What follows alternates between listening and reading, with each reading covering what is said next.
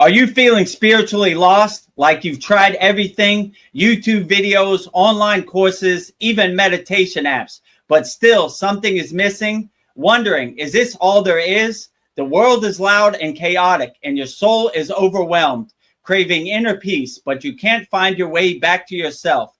This is exactly why I created the Kriya Yoga Masterclass and my proven soul coaching system to help people just like you. This isn't a video you watch and forget. It's a daily spiritual lifeline that brings you back to your soul. So if you're done feeling lost and you're ready to start transforming, then come join us. This is more than a course. This is your lifeline. Go to kriyayogamasterclass.com. Kriya Babaji Namo.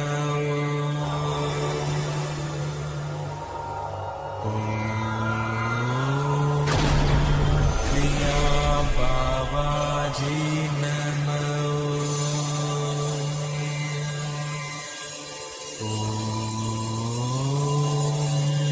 Kriya Babaji Namo.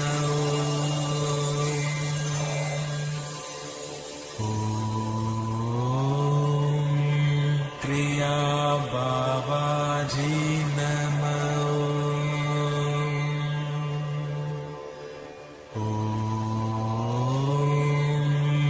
Kriya Babaji Namo.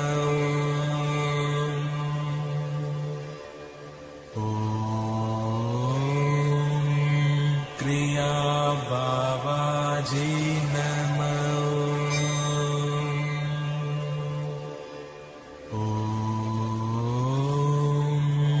Kriya Babaji Namo. Welcome to our July 20th Vedagurudev Soul Talks live from a Thailand beach.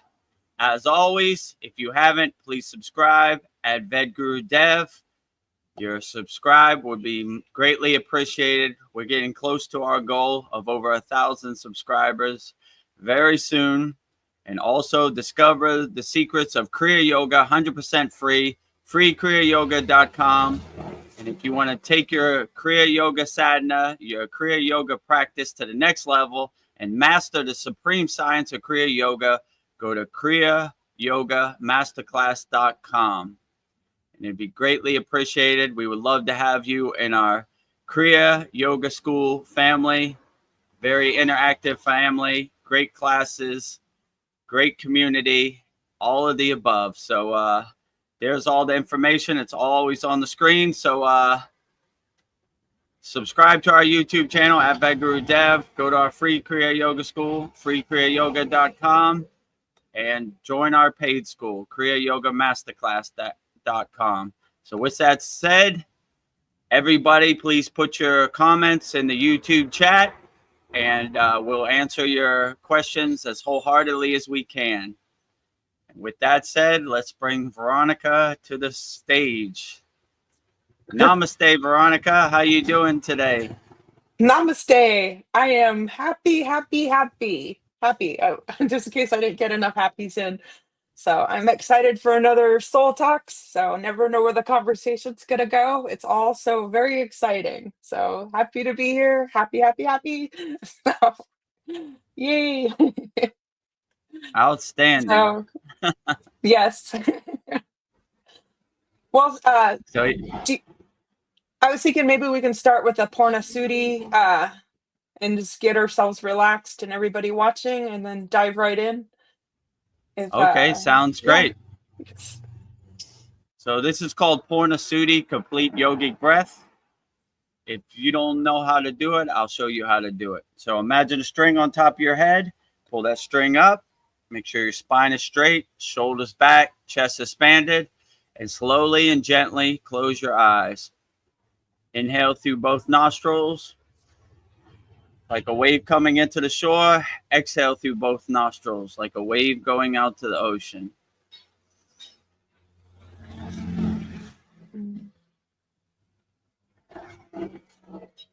Slowly and gently with no breath retention. If a thought comes into your mind, just detach, let it go, witness the thought, but don't attach to the thought. Just let it pass like clouds in the sky. Purnasudi is an excellent way to start your day when you wake up. Just sit on the side of your bed, close your eyes, and inhale and exhale through your nostrils. And it's an excellent way to calm your body down and still your mind before you go to sleep. Be aware of your breath. Be aware of your body.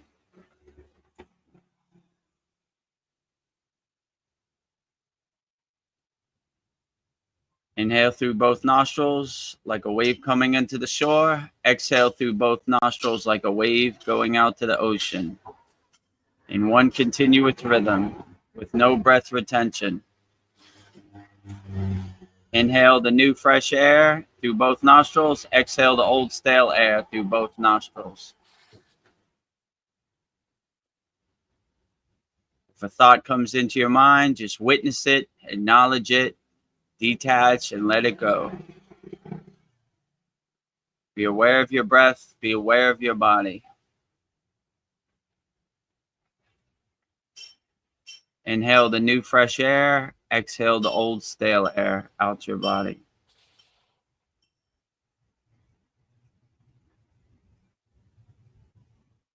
When you are ready, slowly and gently open your eyes, come back to your surroundings, and contemplate how you feel. This concludes our practice of Purnasudi, complete yogic breath. Purna means complete, and Sudi means cleansing or purifying. So we're purifying our breath with these simple, easy techniques, but so profound. And Purnasudi will help get you through the day and definitely help calm your mind before you go to sleep. So try to do it first thing when you wake up. Sit on the side of your bed. There's no guidelines or time restraint. Do it as long as you feel. When you feel like that's enough, then go about your day. Do the same thing before you go to bed.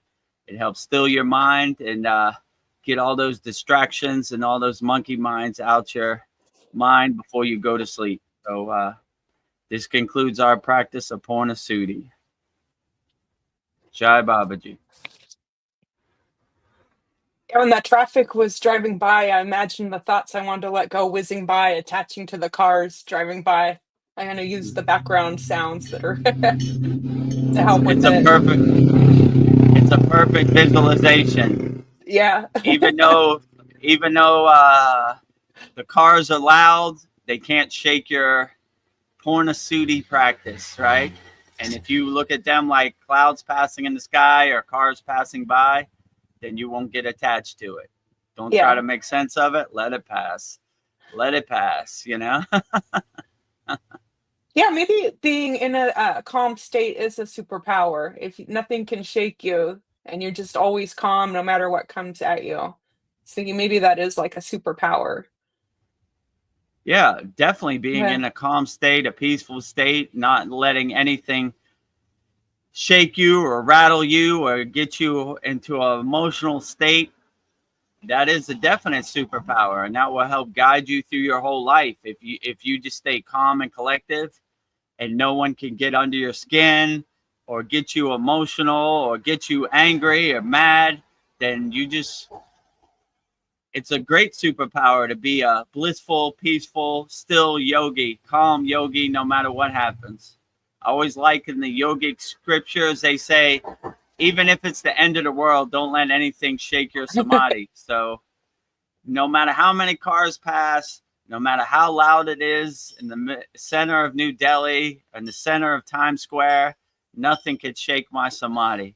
I could close my eyes, sit in my yogic position, full lotus, half lotus, whatever it is, and nothing could bother me, inside me, as me. So I have my shield up, and I don't care if 10 million cars pass by or 10 million thoughts race through my mind. I'll still be in a peaceful, blissful state. I posted a Babaji quote that I like. He said, thoughts race, crawl, and walk gently by. So no matter how much speed your thoughts come, you're unaffected by it. They could go by fast. They could come by slow.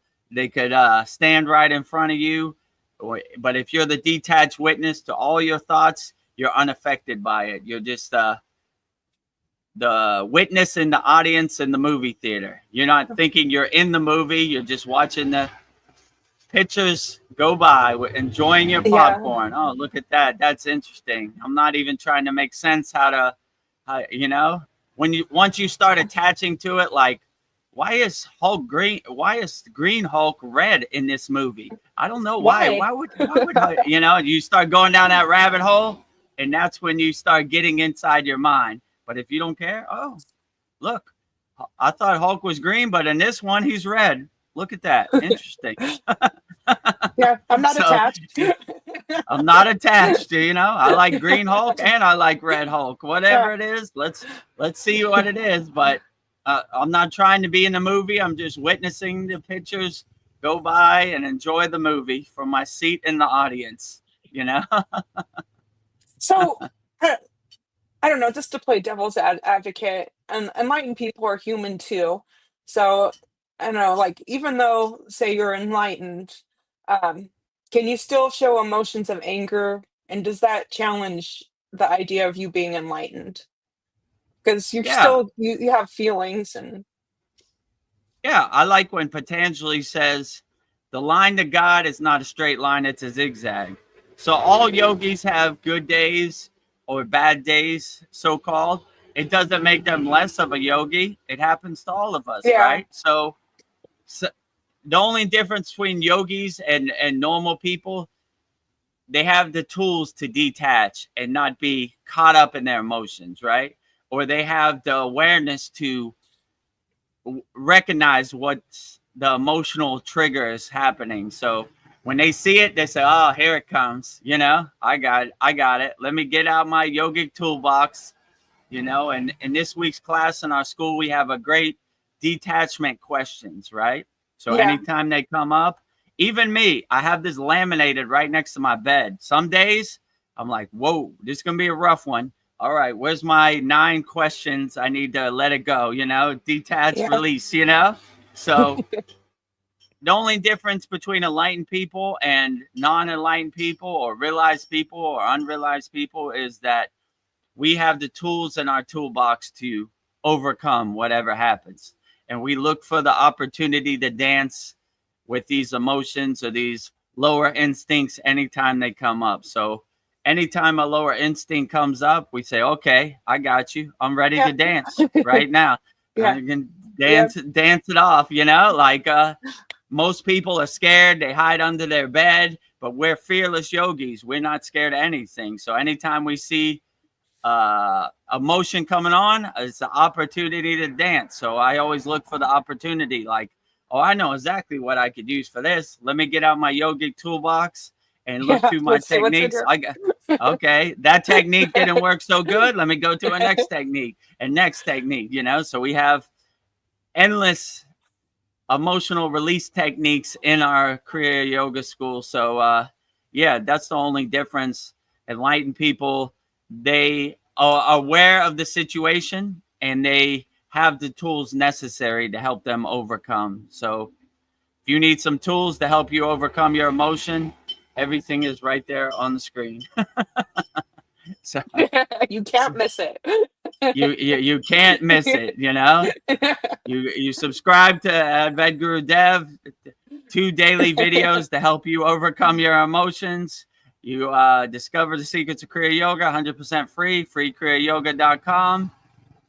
Many tools to help you overcome your emotion. Master the supreme science of Kriya Yes, Yoga, kriyayogamasterclass.com. Hundreds of tools to help you hundreds. overcome your endless classes, Yes, endless yagnas, endless satsangs, endless everything, pranayama, meditation, asanas, mantra japa, mudras, everything you could think of. A smorgasbord, a buffet of yes. Kriya yoga.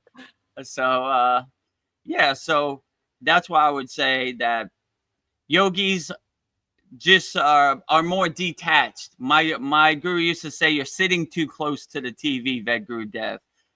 create some space, some distance between you and your emotion, or like I've seen yogis, they name their emotion. Oh, here comes Bob down the street, and it helps you create like distance from it. Like, I am not Bob and Bob is not me. Bob is separate outside me. So if you have these tools to help you separate yourself from the emotion, they're very helpful. And you just kind of laugh at the emotion like the joke it is. So that's probably the only difference.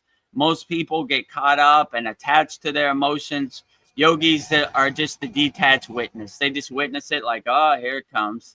I liked when Krishna said in the Bhagavad Gita, your ego is always hiding behind that tree over there.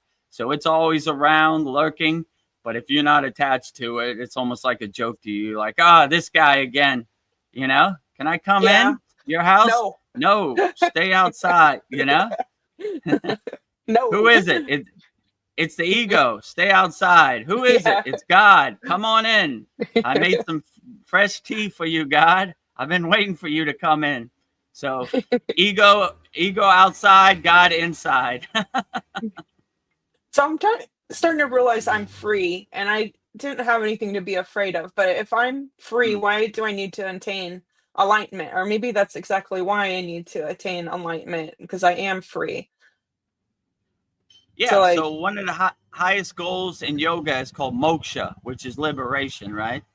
And these techniques help you become free or help you become unattached to whatever you used to be attached to. So like in my case, before I got on a path to Kriya yoga, I identified with all this stuff that you begin to realize none of this defines your soul. Your bank account doesn't define your soul. Your car doesn't define your soul. Your house doesn't define your soul. Your clothes don't define your soul. None of this defines your soul. So you begin to less identify with the veil of the ego that has been put on you. So yeah, once you start doing these techniques, slowly and gradually, they start releasing their grip on you, and you get closer and closer to moksha, which is liberation. And the supreme people who have attained moksha, they're not attached to anything. Like, they're not attached to their body. They only wear clothes to cover up their private parts. They're not attached to their clothes. They look at body like changing clothes. So the more you become liberated and the more you attain moksha in different degrees and different levels, the more you become the detached witness. And that is like the more lightning path to enlightenment. Because when you attain certain degrees of enlightenment, you can't take this junk with you, right? My guru used to say, Vedagurudev, you're a master of distraction. You're a hoarder. You're a junk collector. I go, what do you mean, Baba?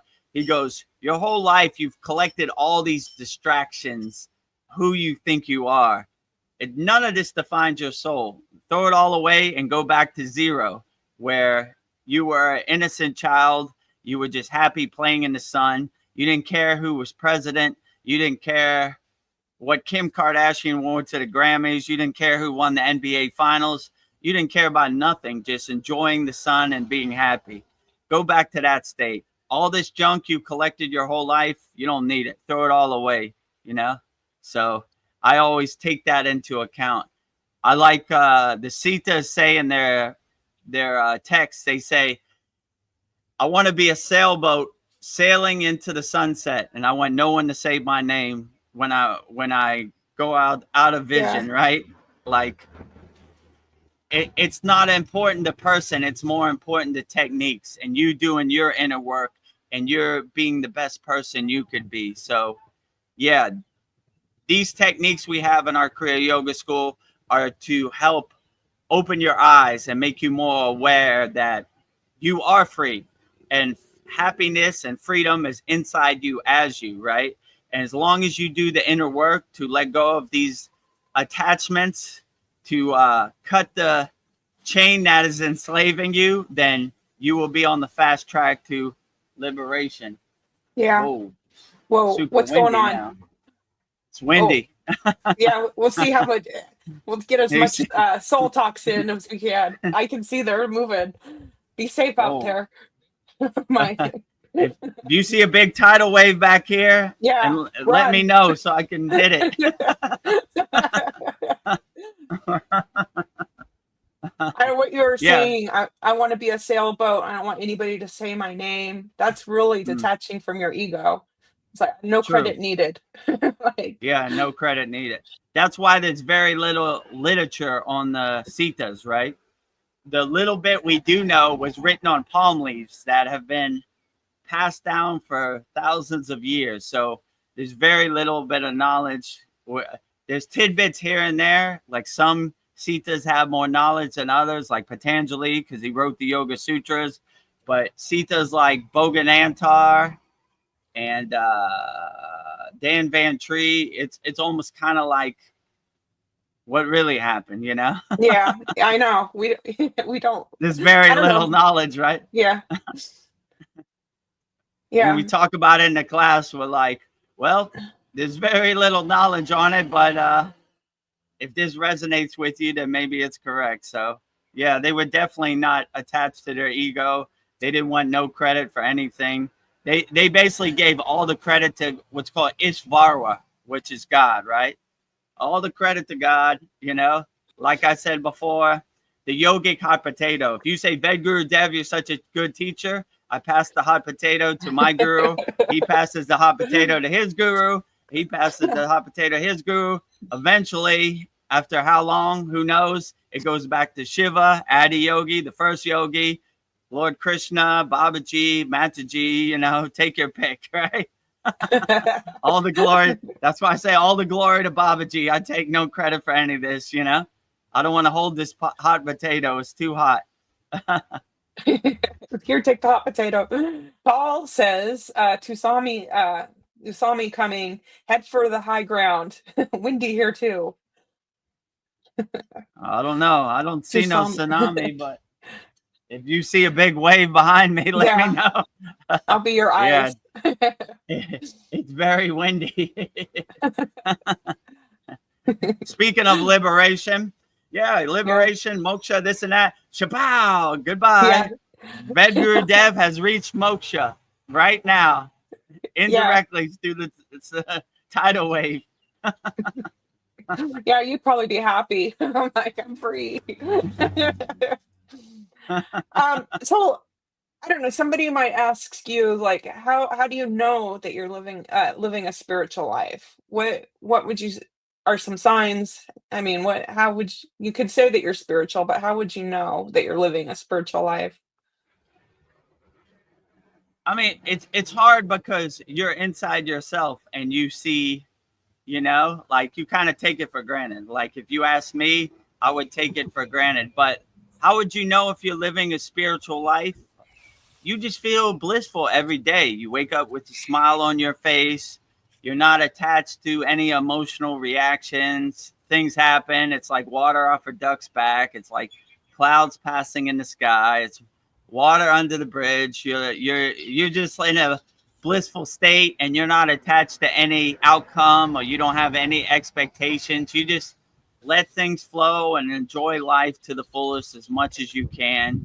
That's why I always, one of my favorite yogis is Bhoganantar, and or Sita Bhoganantar, because he's an enjoyer. Bhogar means enjoyer, so he enjoyed everything. So like, if he was going to eat some food, he was going to enjoy it. If he was going to go somewhere, he was going to enjoy it. He just enjoyed as much of life as possible. So yeah, that's what I would just say. Just don't get attached to anything. Wake up with a smile on your face. Enjoy as much of nature as possible, you know, and yeah, just be as happy as possible. And you can never go wrong doing that way. Help as many people as possible. Do karma yoga, selfless service, helping people. You can never go wrong. Loving people as much as possible. You can never go wrong. So, yeah, even though it's super windy in Thailand, I'm enjoying the wind on my Yeah. face. Yeah. It's very glorious and blissful, right? So Yeah. I It's not I don't hot. say, well, why is it so windy? Well, I can't stand this wind. It's too windy. I said, yes, so glorious, Babaji. Yes. The wind on my face, the ocean sea breeze. How blissful is that? So you start to become more of aware and open your eyes more to the divine things. See God everywhere and everything, and yeah, just be a bogar and enjoy life as much as possible. That's what I would say, you know. So I don't see how you could ever go wrong doing it that way. Yes. Namaste, Paul. Namaste, Paul. Live from a backyard in Texas. Oh, nice. Oh, That's what I like to beautiful. hear. Live from a beach in Thailand. Veronica's live from Sacramento. Yeah. In my cave. Live from a cave in Sacramento, California, Yeah. USA. Yeah, it's fun to see when you're on the move, Veronica. We can see, you know, what you're seeing, get a little taste Yeah. of your life. You know what I mean? Yeah, maybe I'll do more of those little cameos. This is the crazy work I do. Yeah, I think that'd be cool if we all did that, like just give, see a little inside peek into everybody's lives. Yeah. If people are open to that. So I'm glad you were there at the Saturday class, Paul. So you held the Sure. torch. Do my best. Yeah, so I ordered some Raksha beads today. So I didn't know all Nice. that much about Raksha beads because, you know, I've got some stone malas and I have a some like of the little round wooden ones that were also supposed to be from Tibet, some type of rosewood or some kind of holy wood that I was using. Yeah. But investigating the mala bead, I mean the Raksha beads, you know, I did know they were from some type of fruit, but I didn't know they were like called tears of Shiva, and that Yeah. Shiva was, you know, rumored to have meditated under one of those trees and various things like that. So where'd you get your Raksha beads from, and can you tell us anything else more about it? Yeah, well, I got my Raksha beads. I basically collected them in the Himalayan mountains in all my travels. So most of the Raksha beads, like this one, my guru gave me. Oh wow. This one is like a 6-face Raksha bead. So they have different styles. This is like a regular Raksha bead, like a normal Raksha bead. So yeah, I collected them for my travels. Yeah, my guru gave me this one in his ashram in Dwada Hut in India in the Himalayan mountains in the state of Uttarakhand. And I think I got this one in Tamil Nadu. So it's like a 6-face Raksha bead is like symbolizes Muruga, right? Which is the king of the Tamils. Tamil Nadu is south of India. So I got this one in south of India, and I got this one in Bharatanath in India. So you kind of, when you're on the spiritual path, you kind of collect them, you know, like my guru just would give it to me like, okay, I bless this Raksha bead for you, so I give it to you. So yeah, I got a collection of Raksha beads like Mr. T. So Yes. I'm the yogic Mr. T. I got a bunch of, instead of gold chains, I got a bunch of Raksha beads, right? Love it. Which one is your But favorite? I'm sorry, I didn't mean to interrupt. I was just curious, which one's your favorite? Well, to show probably this Muruga 6-face one because it has like gold caps on it, but it's not good for actually counting malas, right? It's just good for show. For counting malas, I like this one because it has a little space for your thumb in between. So let me see. I'll show it to people, right? So yeah, you see how it has a space so your Yeah. thumb can go in there. So it's kind of cool because it has like yeah, and it's like silver, so it's a little worn out, but yeah, it has a cool space for your thumb. So when you do raksha beads, you push it down with your thumb, right? Like Om Namah Shivaya, Om Namah Shivaya, Yeah. Om Namah Shivaya. So you see, it has a space for your thumb. So this one's kind of comfortable, but the normal raksha bead is also good, also. So yeah, so this one has less of a space, but it's still good. You know, you see, it's only a little Yeah. string separating the beads, but you could still go down. The other one feels a little more comfortable because your thumb can kind of rest in between. But yeah, it just depends which one works best for you. So, Yeah. but yeah, I like them all. Right? They all have significance, and all your raksha beads kind of carry your energy. So it's I like them all. So yeah, they all have different significance, and it's like asking which one of your children is your favorite. You know, Yeah. they're all my favorite. I love them all. I love them all. They have different significance. You know, so when you see pictures of agoris or real yogis, they have like a whole mountain of Yeah. And their raksha beads. hair You know. everywhere. Yeah, and the hair on their wrist. Sometimes they put on their ankle, so they have raksha beads as much as possible. So keeping up But the parampara, the lineage, the tradition. I Yeah, hope when I they go on. had different sizes, 8, 10, and 12 millimeters. So I got the 10 millimeter. So I Oh, don't the know. I bigger don't know ones. what that's gonna look like, you know. But if it's big, I see you got some really big ones there. You know, that might be the 12 millimeter. I don't know. Yeah, this is probably bigger than a 10 millimeter. This is probably the standard size.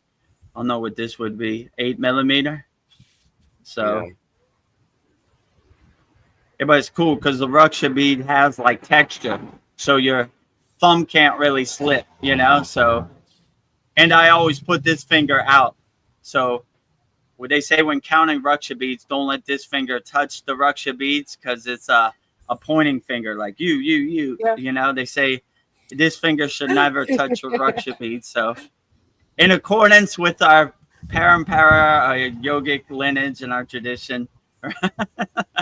So at first I couldn't do it. I usually did it like this, you know, but now I kind of got it. I've done so many raksha beads and so many malas and so many mantra japa that, you know, I'm used to it now, holding this finger out. But yeah, in the beginning, just do it whichever way feels comfortable to you. yeah. But I yeah, did. they're I all did great. see where I had my camera settings wrong from last time. You told me I was blurry, so I found the 1080p button, so I fixed it back. Uh, did that show in the class, or only I saw that? I'll have to I watch the didn't class see. I back didn't. and.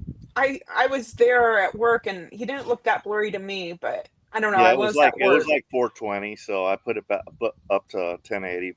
You know, Oh yeah, because for so me on my side it looked like kind of blurry or glitchy, but yeah. I didn't know if that actually. I have to watch the class back and see if that actually came out in the class.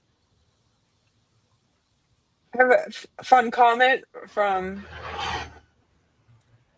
Adaka Detail. Haha, you.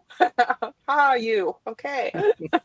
Haha, yo, Yo. yo, yo! I'm the Himalayan yogi, Mr. T. Me and all of my mala beads. Well, maybe when I and Paul meet you in person, you can bless our Raksha beads. Oh yeah, definitely. We'll do that for sure. You know. Oh, that's But another question I had. Like, do you do anything to cleanse your beads?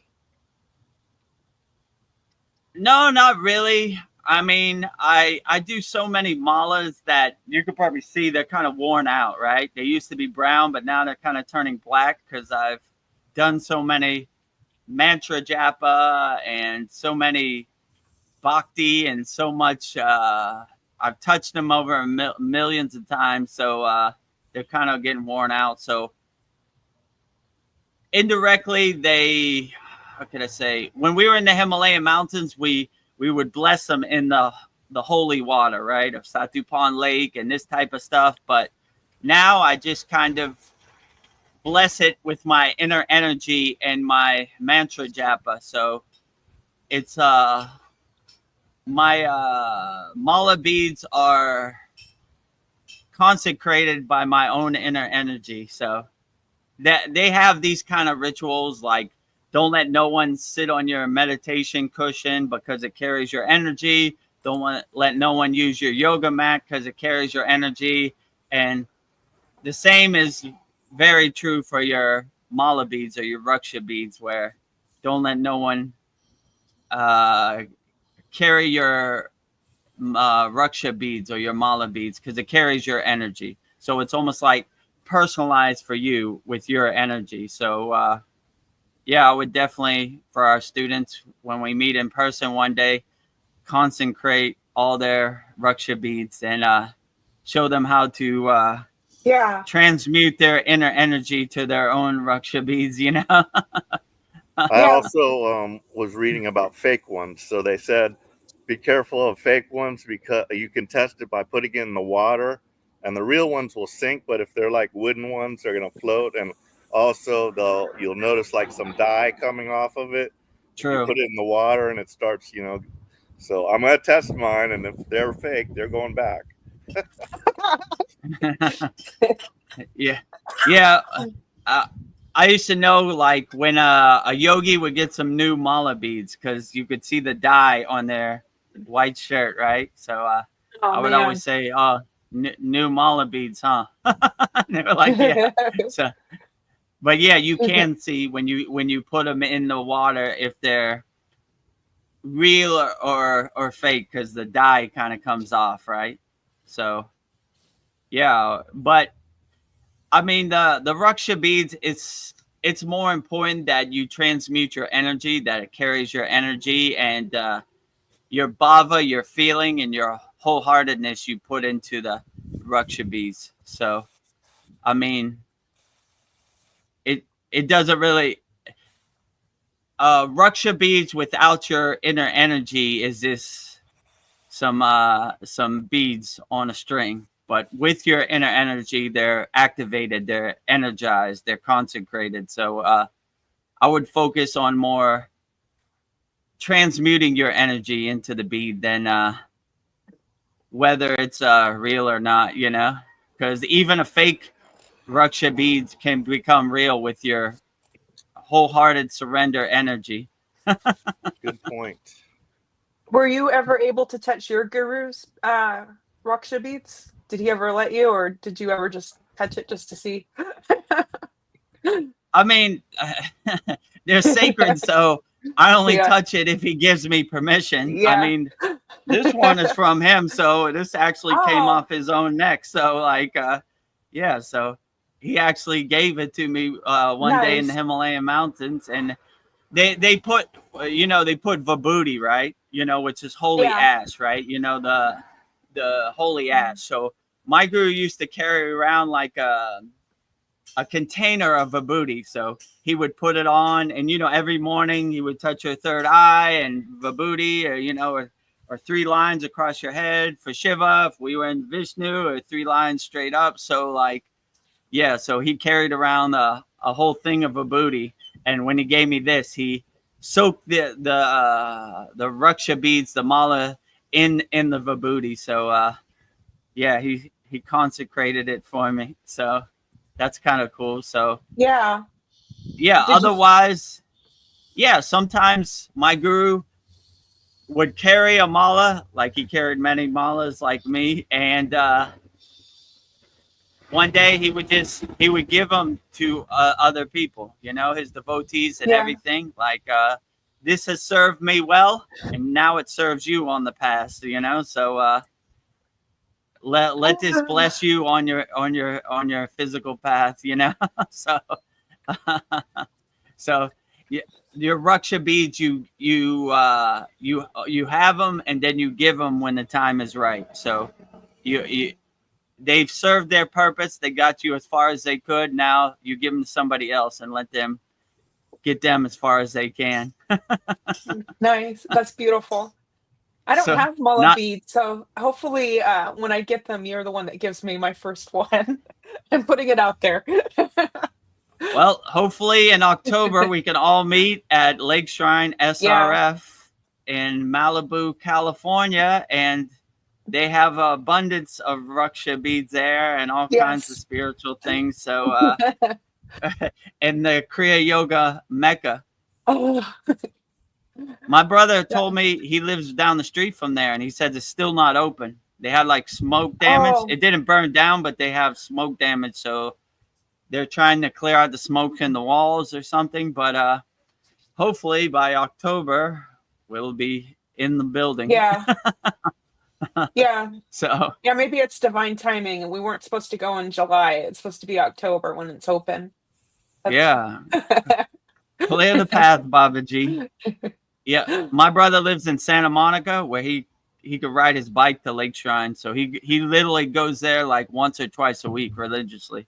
He likes the swans and the flowers. You know, the lake. It's a great place. So yeah. yeah, I bet he feels the energy. I think that energy is like the language of the universe. You can just feel it.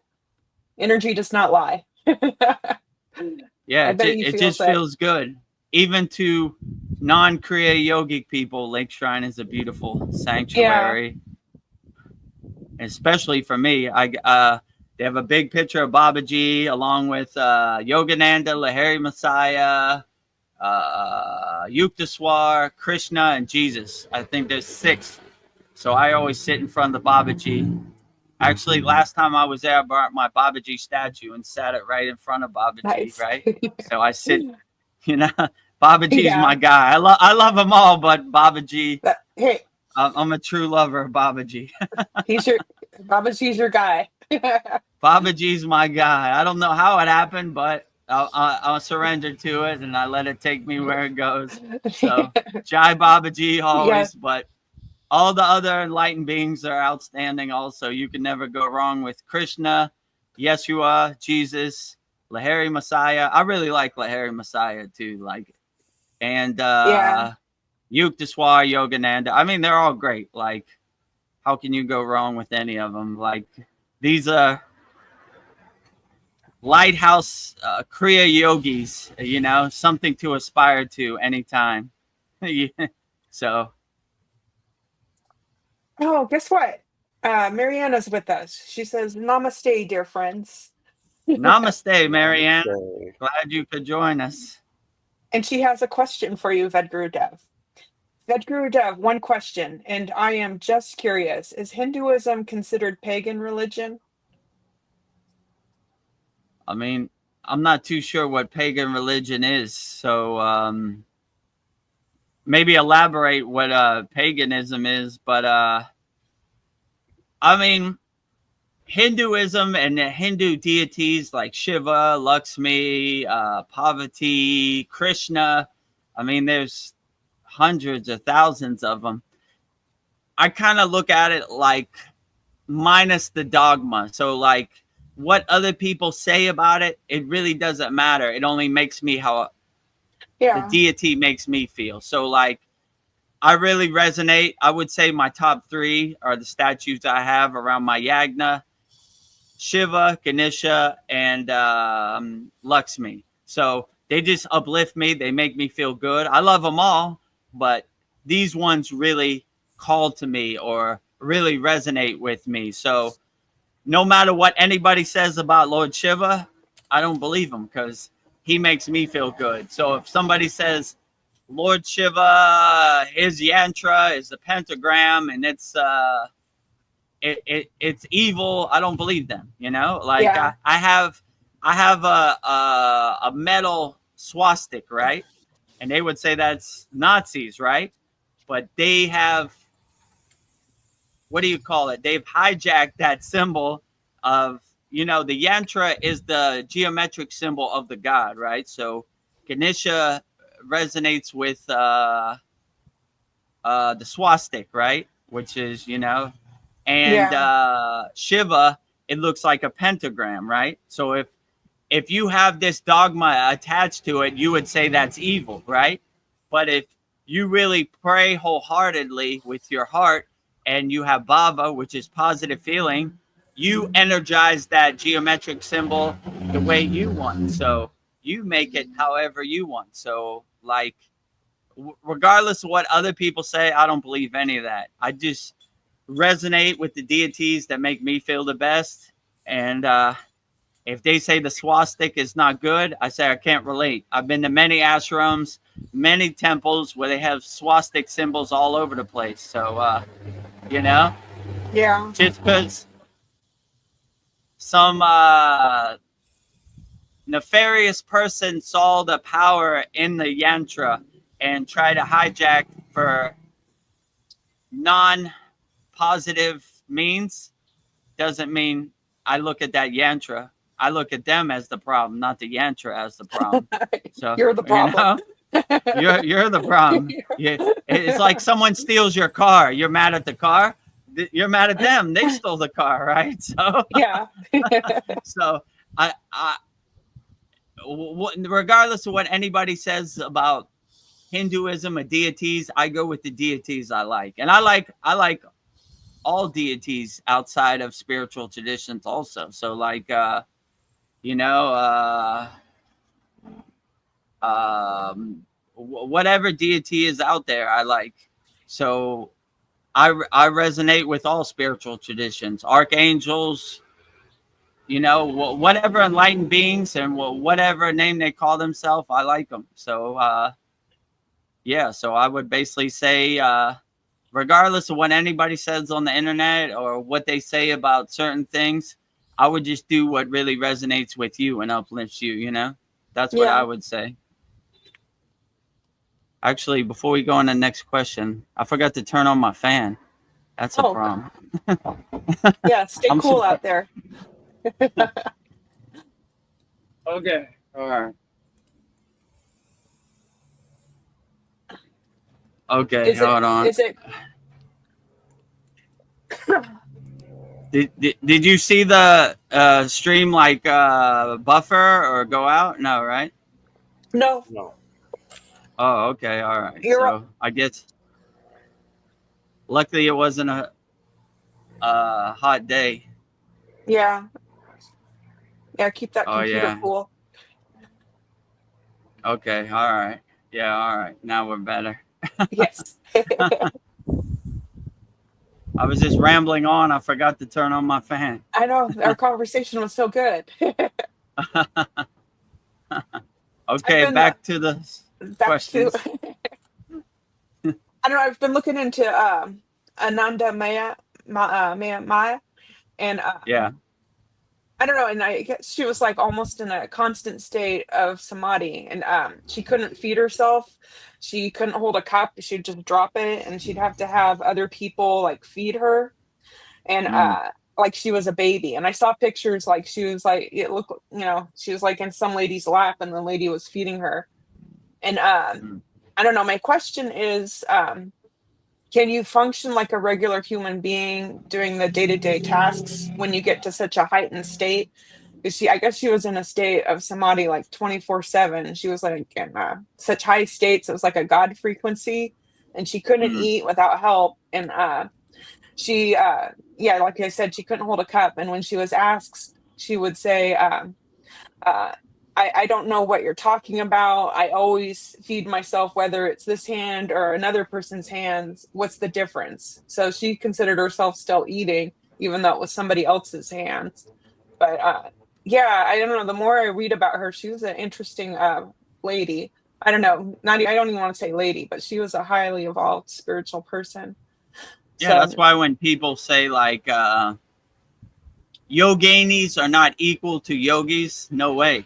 This is a perfect example of a highly enlightened being, right? Just because she was female, it was no difference.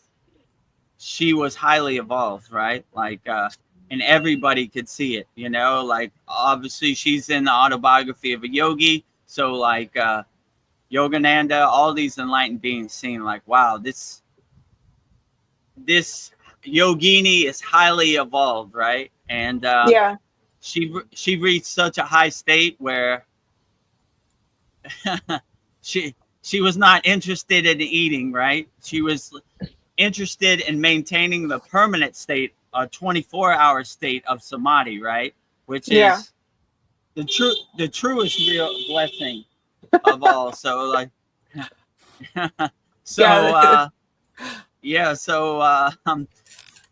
when you reach this higher blessing, maybe you need assistance, maybe you don't. So it's not like one size fits all.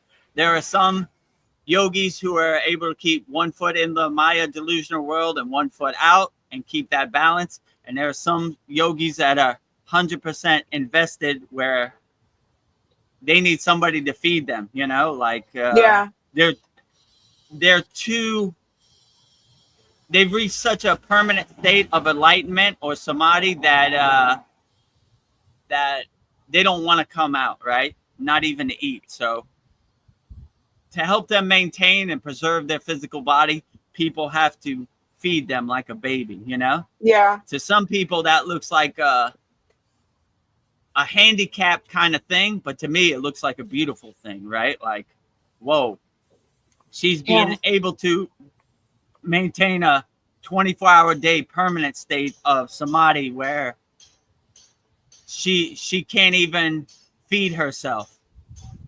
And that's something I would like to get to. Yeah. All your, On that all your, topic, oh, yeah. about You like what?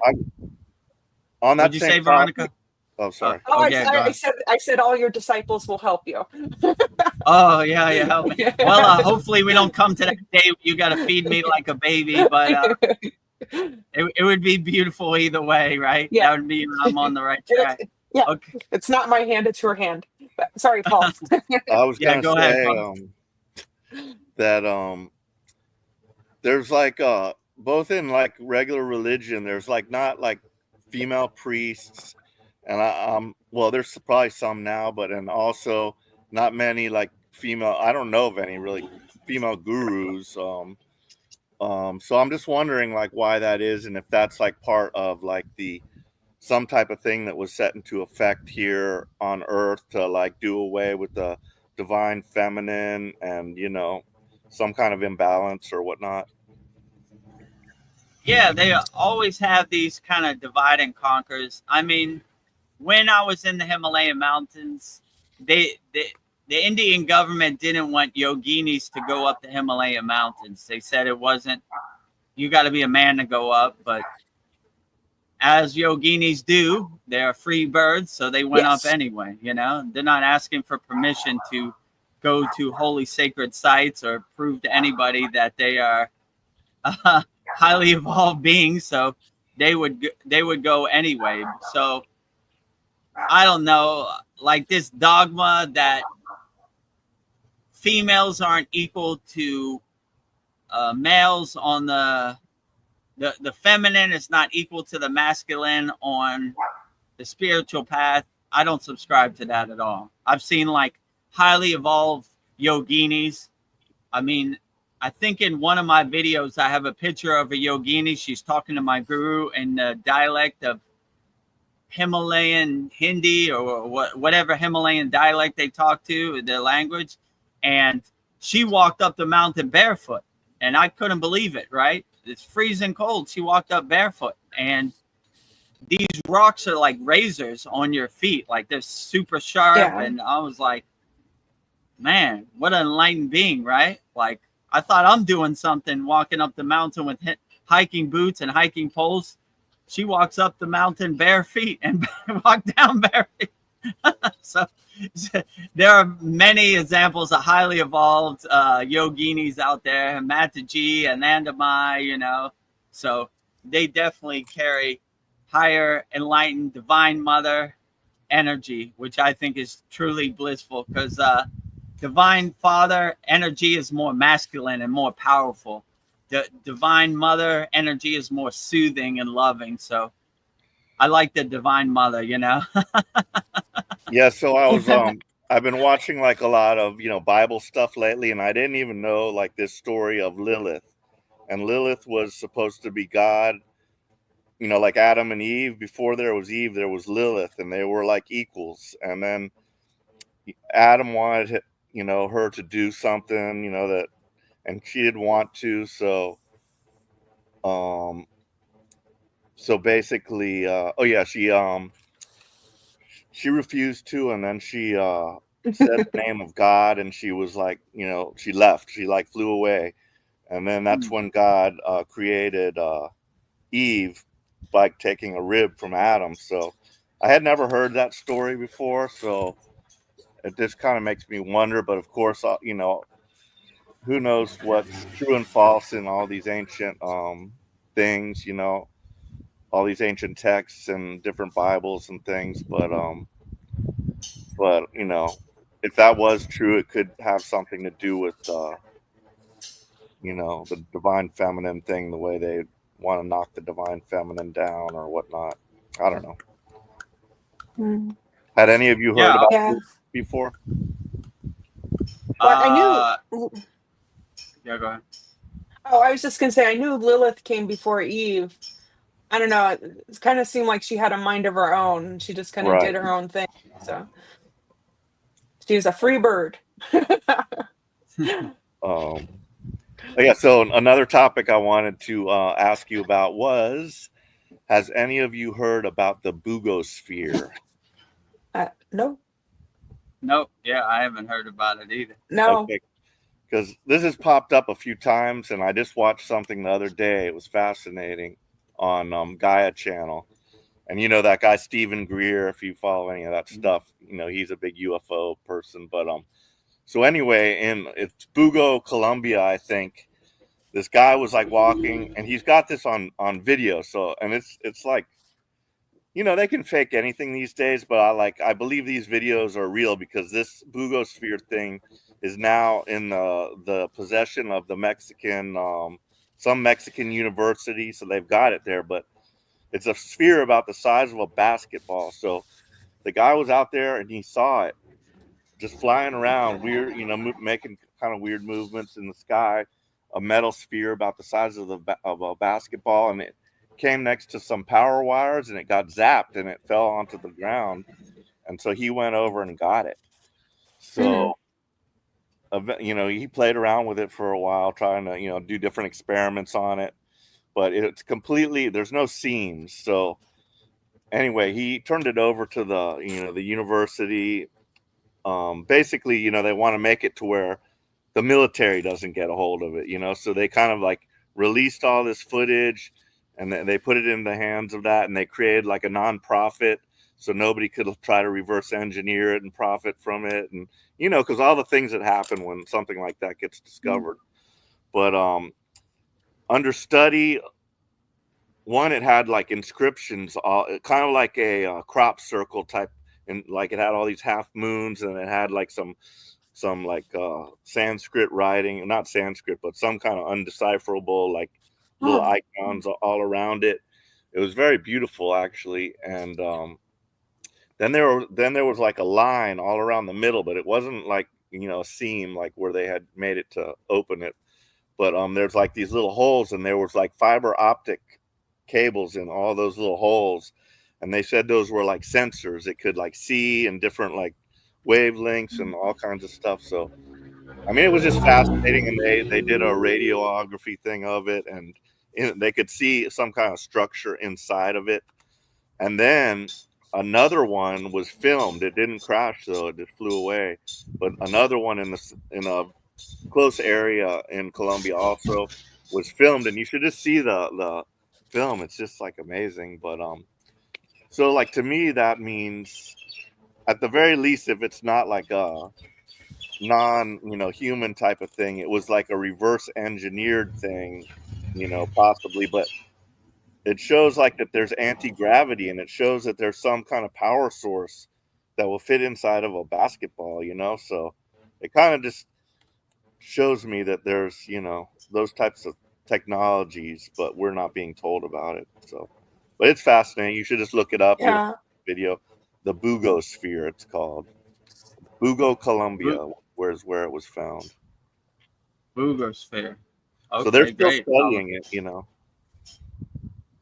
How long ago was this that they This found wasn't it? that long ago, you know, maybe like a few Oh, months, maybe no more than 6 oh, months. cool. Mhm. Uh, I guess we're finding stuff out every day Yeah. now, you know? A lot of this stuff is from thousands of years ago, but it's good to have something from 2025 around, you know? Yeah. But yeah, there's a lot of stuff you can't explain, like what are these symbols on this and what do they symbolize and where did this come from and how does this work? So hard to explain, right? But yeah, don't let use your own discernment and your own discrimination. And if the Bugo spear resonates with you, then it's probably real, you know? If it doesn't does. resonate with you, then keep moving. But yeah, I'm gonna look Keep at that. moving. The Yeah. Bugo spear, right? That sounds Yeah. cool, right? You know, because a lot of these things they find are from like tens of thousands of years ago. But something in this day and age, you're like, whoa, okay, cool. You know, Yeah. we're still getting breadcrumbs and signposts in 2025, right? So they're still trying to enlighten us out here. So I think they did some tests on it also about its age, and they said it was old. You know, they thought it was old, but who knows? I got to rewatch it again because it was Yeah. interesting. I wonder Well, where the Bugo spear came from. yeah. Interesting. I'm But gonna to look me, it's like a into it. probe. It's like a probe that a civilization would send. You know why? You know, you're not gonna put your astronauts in harm's way. You just got this thing. It could fly around. It could see out these little fiber optic things. It could probably take air samples, and all kinds of stuff. Yeah. Yeah. And yeah. yeah, sounds about right. Like I don't know the constitution of an alien, but I could imagine light year travel through space would be hard on your biological body. But if you have a probe or some kind of metal thing who could travel through distance of time, why do you have to do the heavy lifting? Send the probe to get some samples and come back. You know, same like we do in Mars or the moon. I don't know, wherever we do it, you know, or wherever they say we do it. I have some questions about the moon. How did that Yes. big lunar lander fit in that small thing? And, you know, this type of stuff. So Yes. I can't say that's accurate either, you know? Like scratching my head. You know, like, let me see. Let me measure that. No, that's not going to go in there. I don't know, you know? Sounds like they're selling the Brooklyn Bridge or some snake oil out here. But, you know, use your own discrimination and discernment, you know? For me, it's almost like tomato, like, oh, well, I'm going to do my inner work. Liars tell lies, you know? What's new? It's another day at the office. Yeah. Well, Mariana got back to us about paganism. I'll tell you what she found out. Well, paganism is polytheistic religion where there's no true one god, but more like multiple gods and goddesses. For example, in Scandinavia, Father God Odin, goddess Kriya, Thor god of storms, etc. That sounds like Hinduism.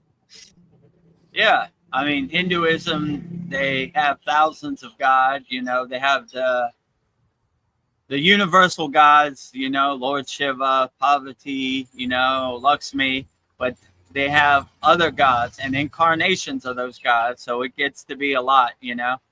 Every different city in India has a deity that they resonate with. And so, yeah, some people resonate with multiple gods. Some people resonate with one god. Like I said before, in yoga, they have what's called Nirgun and Sagun. Nirgun is like oneness, like formless God. Some people resonate with non-formless God, like they just chant Om, right? They're not chanting Om to anything. They're just vibrating with the universe. Saguna is like you pray to a picture. You like the visualization. You like to say God's actual name. So some people resonate with formless God. Some people resonate with form God. It just depends which one works best for you. So there's no real right or wrong way to do it. It's just what works best for you. So if you resonate with the formless God, like the universe or the divine light or the sun, it's perfectly great. Or if you like to have a visualization of a picture with like Lord Shiva, Babaji, that's great too. There's no one size fits all. So I would say if you resonate with multiple gods, that's perfectly great. I also resonate with multiple gods.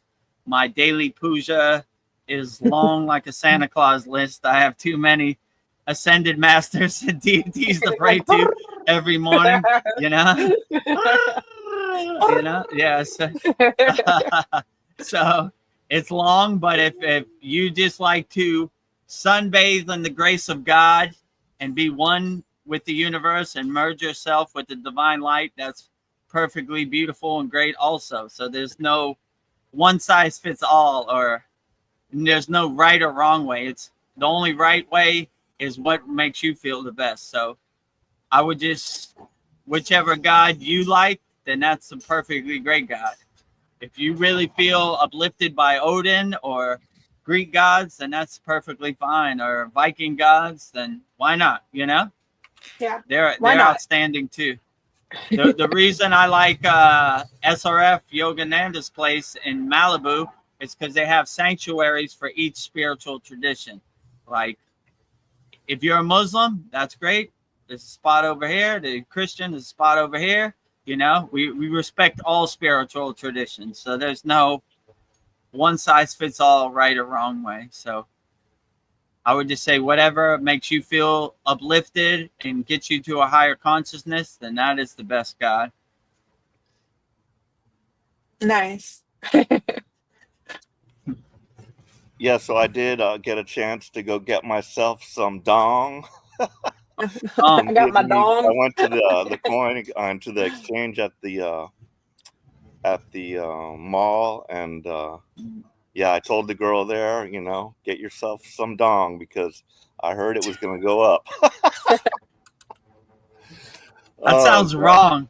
Yes, You telling a girl, get yourself some dong. Yeah. What do you mean? Slap you across the face. No, I probably said Vietnamese currency, but yeah.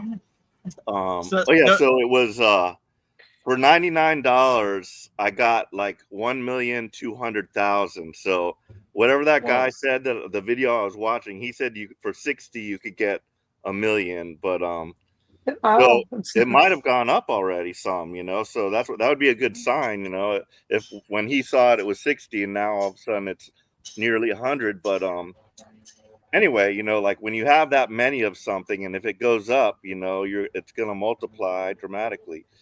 So, you know, it's better than a lottery ticket because, you know, that money will just be no getting it back. But if this doesn't work out, you just go cash it back in, maybe at a small loss. And it was a $3 processing fee. Okay. Thank you for doing the research. People that don't know, Paul on our last sad song said, if you get $60 of dong, which is Vietnamese money, then it'll go up and it's better in a lottery ticket. So you want to follow Paul's advice, go buy $60 worth of Vietnamese dong money, and who knows, it might be better than a lottery ticket. So yeah, we have financial advice also on Vedagurudev Soul Talks. Yeah. Last week we thought it was bong, but Paul let us know it was dong, right? I should probably know, living in Thailand, what Vietnamese money is. So in Thailand, where I live, it's called baht, BAHT, baht, right? So in Southeast Asia, they have funny names for money: baht, dong, I don't know whatever the other. In India, it's called rupees. So like, yeah, it's pretty funny. It's So interesting, how many right? baht will you get for $1? Do you know? It's like 35 baht for $1. Oh wow. So 1 million baht is like $35,000. Okay. So See, like if it's, something like that happened in Vietnam, there you go. You know? yeah. Yeah, I'd live well in Vietnam. I mean, Vietnam is 45-minute flight from where I'm at right now. So it's close. I mean, Cambodia, Laos, Burma, Malaysia, they're all surrounded Thailand. So those are about 45 also. So, you know, or like an hour, depending where you go. So we're surrounded by interesting Yeah. people, right? To the west is Myanmar. To the north is Laos. To the east is Cambodia. And to the very south is Malaysia. So where I'm at now, it's like a 4-hour drive to Cambodia, to the border of Cambodia. I think maybe less. So Well, interesting. well, maybe this is how we manifest our spiritual pilgrimage, our yintra. We get $2 million in dong. You do have Who to play knows? to win, though. Yeah, There's always some I kind of risk know. involved. You know what I mean? It might just be nothing. It might be everything. Right. Well, we'll circle back to Mariana. She came back with something. Is she up there? No. I just resonate with one infinite creator of the universe, and of course our ascended masters, and personally Archangel Michael. Okay. True. I resonate also with Archangel Michael, but I like them all, you know. I like all archangels. Raphael, Gabriel, Uriel, and whoever else. There's infinite amount, you know, but those are the main ones I had darshan with, let's say. So yeah, but I agree with Mariana. Even the archangels I look at as like a chip off the old block, if you know what I'm saying, like a more relatable form than the source. The source is beyond comprehension. You know, I always say a God defined is a God can find, right? So to more relate, the source kind of chips off a little piece and sends it as a archangel or enlightened being. So yeah, I like them all, but yeah, I resonate with the oneness, the infinite creator, the source, the God and everywhere and everything also. So, but I like all his frontline soldiers also, archangels, ascended masters, spirit guides, you know, deities, devis, on and on and on. So I like them all. So, but yeah, I agree with you. The source is the sun. These enlightened beings are like how would I put this? A fire, right? And we're just a spark. So it kind of has to come down a level. So God has to kind of chip a little piece of itself off to come down to this physical earth plane, you know. He's beyond this physical earth plane, so he sends his adversaries, you know, like his advisors, his ambassadors, his divine ambassadors to come visit us on the earth plane. So, you know, I look at them all as a representative of the source, you know. So Yeah. Well, I was thinking about that Epstein list, and if it's not real, then why did they put that lady Maxwell, I don't know, Jezeline Maxwell, whatever her name is, in jail? I guess she was arrested unjustly if the list doesn't exist. I'm like, I don't know, it's one of those head scratchers again. Like, there goes Lucy with that football. you know? Yeah. So here comes Charlie Brown to kick it, you know? Yeah. Like, oh, So just kidding. if I was her and I was her lawyer, I'd be like, you charged my client with sex trafficking, I can't even say Yeah, it, sex trafficking, right? That word Yeah. don't even come out of my mouth. Yeah, like it's I have to ugly. force I have to force myself, like, don't do it, Vedagurudev. Don't talk about it, you know? So yeah, if I was her lawyer, I'd be like, to who? Show me, right? Yeah. To commit a crime, you have to prove it, right? To who? Where was the crime committed? Who? Come forward if you were, you know? So, but they don't want you to see that game, you know? Yeah. They just want you to regurgitate their narrative like, yeah, this person did it, but it's a hoax. I don't know. What Yeah. list? Is there a list? Why is this person in jail? I don't know. She jaywalked, you know? Like, Yeah, I don't know. Like she was speeding, you know? Like, who did she sex traffic to who, right? To be charged in sex trafficking, you have to have a victim. Where are they at? Well, I don't know.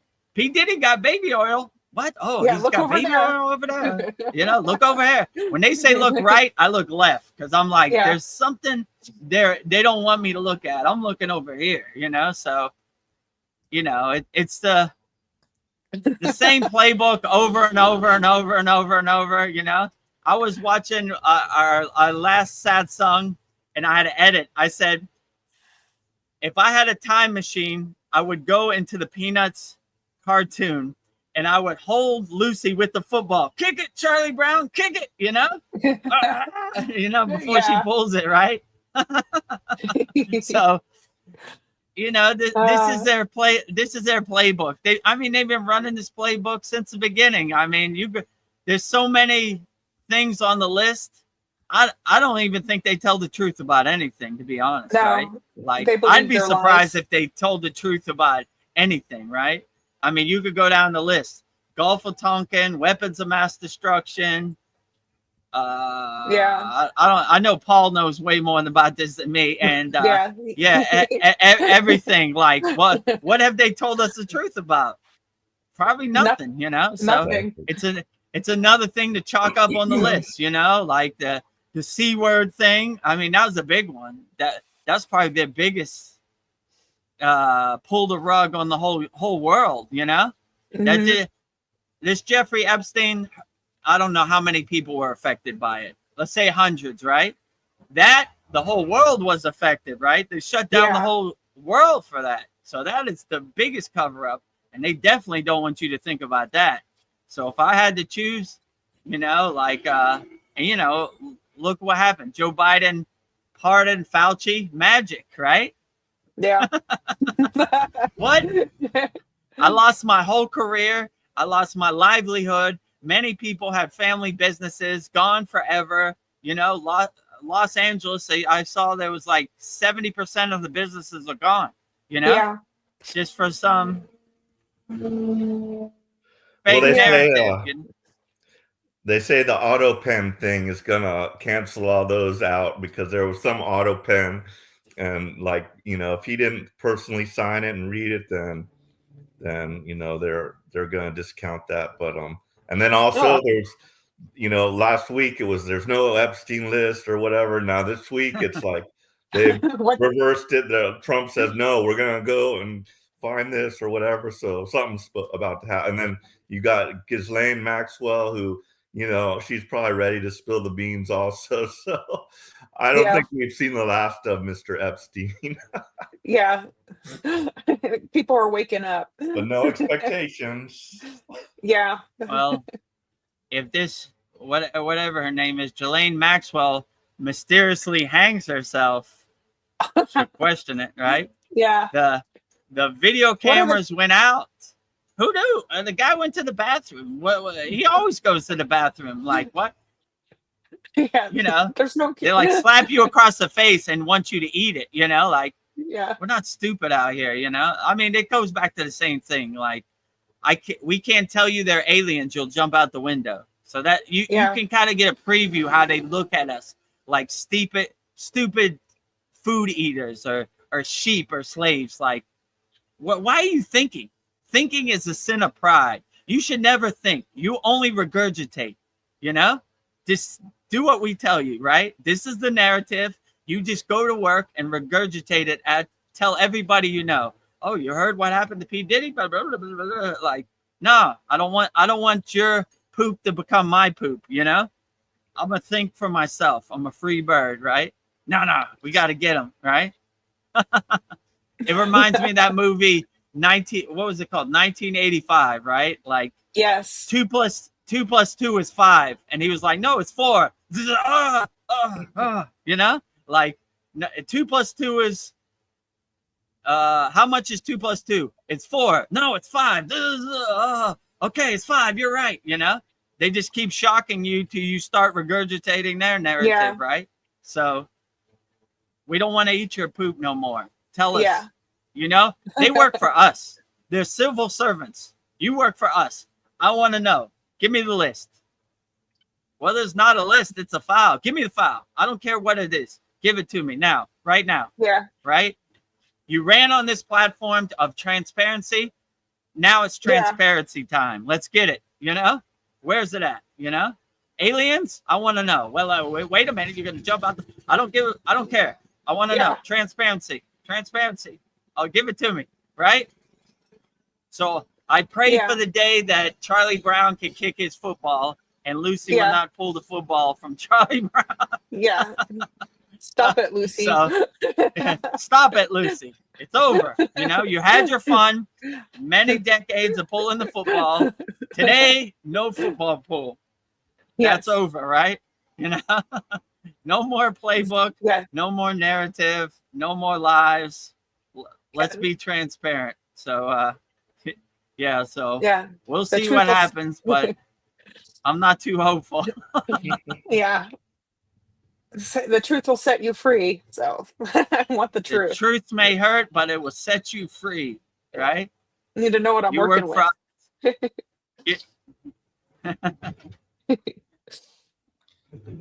Yeah, I was thinking of the bird in a gilded cage scenario. Like, a lot of people that, the bird is in there and, you could open the door and it won't fly away because it thinks, hey, this is pretty nice in here. This is the way things should be. And like, a lot of people, I think, are like that. And they don't know that they're really, in a debt prison. If they have it at all good, if they're in a third world country, I think they begin to realize, hey, something's wrong here. This ain't that great. But yeah, so I like that simile, bird in a gilded cage. And in prison also, sometimes the prisoners don't want to leave because they've become accustomed to that. They're used to that. They're taken care of. All their needs, they don't have to do anything for themselves. Yeah. Food's provided and, bed, shelter. So my guru always used to say that, like, most of these people, if they're a bird in the cage, then you open the door, they won't fly out. They love the cage that enslaves them. So I always remember that. He always would say, Vedagurudev, be a free bird. They open the cage door, fly as high as you can, enjoy the sun on your face, fly around. Don't be like these other delusional birds in Maya. They're in love with the chain that enslaves them, They don't want to be let out. They love the gilded cage, right? They're in love with it, right? They love the chain that enslaves them. So don't be a bird in a gilded cage. Be a free bird, right? When you get a glimpse of moksha or liberation, liberate yourself and fly high, bird. Fly high, right? Fly high, right? Don't care what anybody says. I was saying in the Latsat song, I read this story a while ago. It's called Jonathan Living Seagull, right? And the other seagulls wanted him to eat trash on the landfill, but he didn't want to eat trash. He wanted to fly as high as possible. So they talked bad about him. They excommunicated him from the group, but he didn't care. He was a free bird. He didn't want to eat trash with the other birds, other seagulls. So be like Jonathan Living Seagull, fly high, Enjoy the face on your son. Feel the wind in your wings.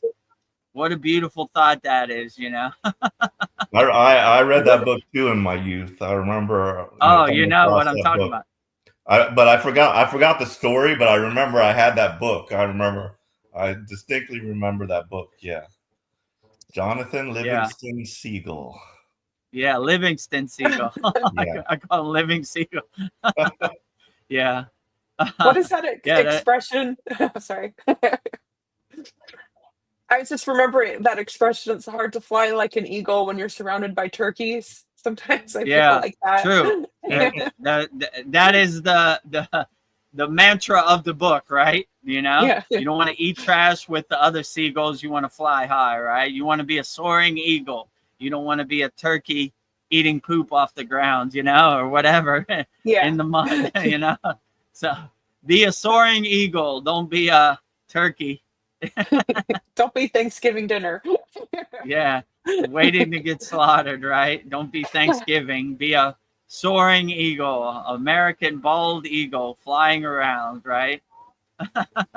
Yeah, a representation of true freedom, a bald eagle flying around the continental USA. That's what I want to be, a bald eagle. Yes. And I'm getting a glimpse right here. I feel the wind of the, you know, it's windy today in Thailand, so I feel like an eagle. Yeah.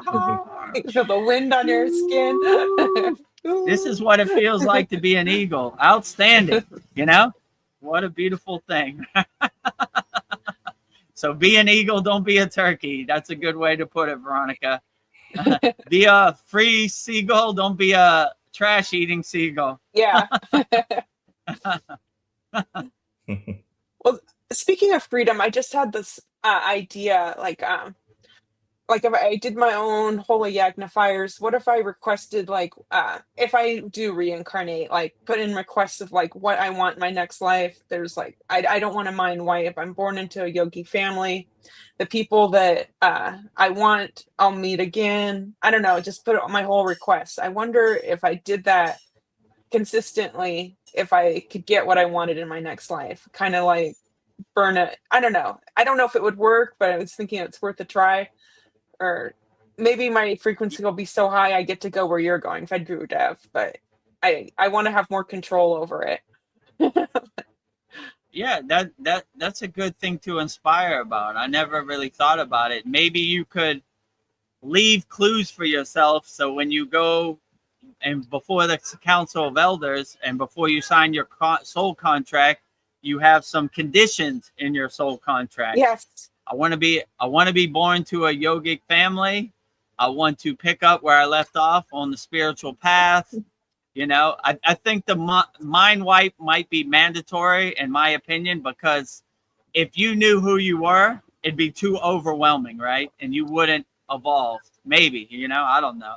Maybe not. So yeah, maybe leave some clues for yourself. So when you get to that point, you know, you have some clues. Oh yeah, I remember. So if I'm going to make a soul contract to come back, these are the conditions, right?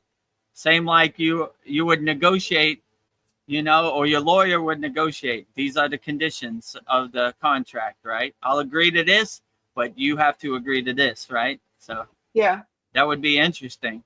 I would like to know what would be the outcome of that. Like, if they would accept that, or they'd be like, oh, we got a good one here. Most people just rubber stamp it, like Paul said, the auto pen, right?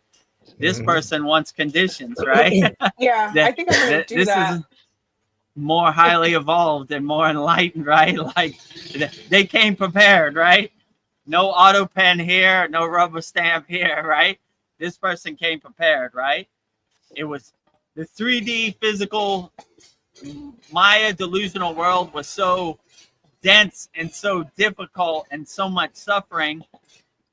If I'm going to reinsert myself into that, I want to have some conditions, right? No auto pen, rubber stamp here, you know? You meet my conditions, I'll consider it. You don't, I'm staying home. Well, Mariana has, go ahead. No, that was all I had to say. Okay.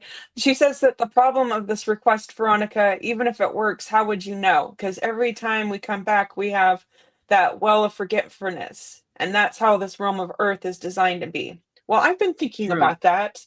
And I think I remember things through my dreams because I analyze my dreams and I feel like I get answers. And I'm starting to, I have a good feeling of who I used to be in several lives. So maybe, I don't know, maybe I won't know, but maybe somehow I'll follow the breadcrumbs and I will. I was thinking dreams are a good way for me to remember. I don't know, maybe I'll find my teachers earlier on.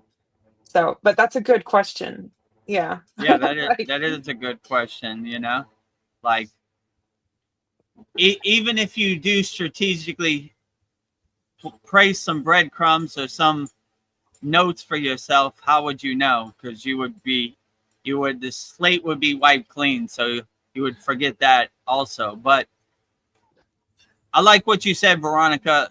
Lately, I've been getting a lot of deja vu almost on a daily basis. Like I've yeah. been here, I've been in this situation.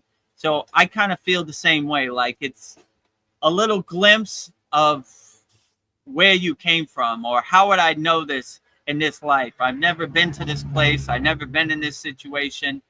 How would I know exactly what to do? And then why do I feel so comfortable in a uncomfortable situation? You know, probably because I've been here. I've done this before. And when you raise your awareness or your consciousness, you more attune yourself into these higher frequencies, or like some people would say, you tune into the Akashic record, or you remove the static from your radio dial so you can get a clear divine signal. So I feel the more sadhana I do, the more clearer my radio signal is. The less distractions, the less static I have on my radio signal. So I get like little breadcrumbs or signposts on the path, like, you know, keep going. You're going the right direction, or don't go in this place. It didn't work out last time well. So it's almost like my spirit guides are kind of, I always say Babaji is driving my car. I'm just watching Babaji drive me around. And I also say Babaji is 2 years ahead of me. So like, no matter what happens in this world, Babaji, you know, I call it spiritual wrestling. Like it's predetermined. Babaji already knows, like, all right, don't do it, Vedagurudev. Didn't work out that way. I'm not going to interfere, but let me give you some breadcrumbs, and maybe you do it better this time. So Yes. In this life, now that I'm back on the path of Kriya Yoga, I'm not married to my sadhana or my spiritual practice. I'm ready to adjust and pivot and change course no matter what, right? So Yeah. even though I love Babaji, if Archangel Michael shows up tomorrow, I love him too, right? Like I'm open to all ideas. I'm not going down with the ship, right? What they say in America, blue no matter who, right? So no matter how evil you are or bad you are, I'm still blue, right? Not me. Yeah. I'm going to pivot and change course and change direction. So I'm open to all spiritual traditions, all enlightened beings. So like I told the story before, when I had a darshan with Archangel Michael and the seraphim and all the angels, I was open to it. I was like, well, I don't invoke you, and I don't call you, but love you the same as all the deities I invoke. So yeah, so I would say we get kind of inspiration, but yeah, I'm open to anything, right? Because this physical, dense Maya delusional world is so difficult. Like I'm trying to go as far as I can and get off the hamster wheel as much as I can. And by the grace of God, hopefully I have a Santa Claus list of thousands of people I helped. Hit the sound effect, Veronica. There you go. And I'm so undeniable that they have to open the pearly gates. Babaji has to accept me in his campfire. So that's kind of how I look at it. But I'm not I'm not married to my ideas. I'm willing to adjust and pivot and change course. You know, some yogis Yeah. do one kriya their whole life. Not me. I want a smorgasbord, a buffet, right? If sometimes when you do a kriya, you come to a point where you feel a click, where it doesn't resonate with you no more. Yeah. It's almost like you're kicking a You've dead mastered horse, it. you know? Yeah. You've mastered it. Like, okay, yeah, I felt the click. I'm gonna go on to another kriya and let's master that one and that one, that one, that. So, you know, I don't want to be set in my ways, or I don't want anybody's rules to become my rules. So I would just pivot and change course directions, because who wants to come back to this Maya delusional world? I don't want to be like one of these babies when they're born. Like when my daughter was born, they were like, what happened? How'd I get here? What's going on? Oh, Yeah. no, I'm back, you know? So I don't want to come back. So hopefully this is the last rodeo you see Vedagurudev, you know? Yeah. Like got a Vedagurudev defined as a Vedagurudev. How did you it? Well, you don't want to be defined, confined, or defined. It's hard for me to say it because it's like putting myself in the same boat as God, right? Yeah. So I usually say it with God, so it's kind of awkward for me. Vedagurudev confined. Vedagurudev defined is a Vedagurudev confined, right? Like, yeah. So it's hard to put yourself in that spot, right?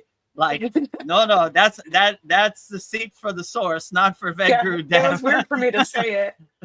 But I was, if everything is infinite, possibly you might go beyond Kriya Yoga. There might be something that's beyond Kriya Yoga. So yeah, you're always, you're and that's always perfectly continuing. fine. Like Yuktasar said when he gave Yogananda a darshan, right? He said he was in a higher astrological plane where it's blissful, and he does his Kriya Yoga practices there, but he's learned more uplifting practices. So as yogis, we pivot, we change course, we change direction. So if there's some more highly evolved practices and Kriya Yoga, I'm all for it, Yeah. I aim to see that. When you said about the deja vu, I was thinking about the Mandela effect and how weird that was. And I was a big James Bond fan. So I remember the scene that you had that big guy like Lurch guy, and he had like the metal teeth. Yeah. And then at the end of the movie, the girl like smiles at him and she has braces on. I remember that because that was kind of the whole point. Yeah. He has like metal teeth and so did she. Right. And then now the braces are gone. I'm like, what just happened? Did we go down? We went, shifted timelines, and that's on one timeline that might not have turned out so well for us. Yeah. But it makes you I remember that movie. It was called Moonraker, right? Yeah. And I remember that guy Jaws. He had metal teeth, and I actually remember that scene. She had braces and smiled back. That's not there no more. I don't think so. I think now it's just her plain old white teeth. Yeah, what would be the sense of that? The whole movie was, I have metal teeth, I love you, and you have metal teeth, I love you. So let's be together, right? Yeah. Two peas in a pod. Now it's just like, I have metal teeth and you smile back at me. Makes no sense. Yeah. So I don't know. There's a lot of crazy stuff out here, like, I don't know. I can't make sense out of any of it, So who knows what's going on in this crazy Maya delusional world, Like I always say when my guru said, you have the energy and how would he say this? The mouthpiece to resonate with people in the Maya delusional world. So you can't stay here. You need to help people in the Maya delusional world. And I was like, no. Oh my God. Wow. This is going to be painful. Yeah. I'm going to have to use all my Kriya yogic power, all my Shakti, all my prana to overcome this, because it's a war zone. It's a minefield down there in the Maya delusional world. So, but I'm trying to make the best out of it. I'm trying to put a smile on my face, but there's always a bunch of stuff you see and you're like, I remember that movie Moonraker when I was growing up. It was like in the 80s. And I was like, yeah, that guy Jaws, big guy with, beating up on James Bond. And he had metal teeth and he would bite metal and bend it or whatever. And then, I remember that scene at the end of the movie. It was like the highlight of the movie, right? Mm-hmm. I have metal teeth. And no one loves me, but you have metal teeth and you love me. So let's get together, right? A match made in outer space, Moonraker. Yes.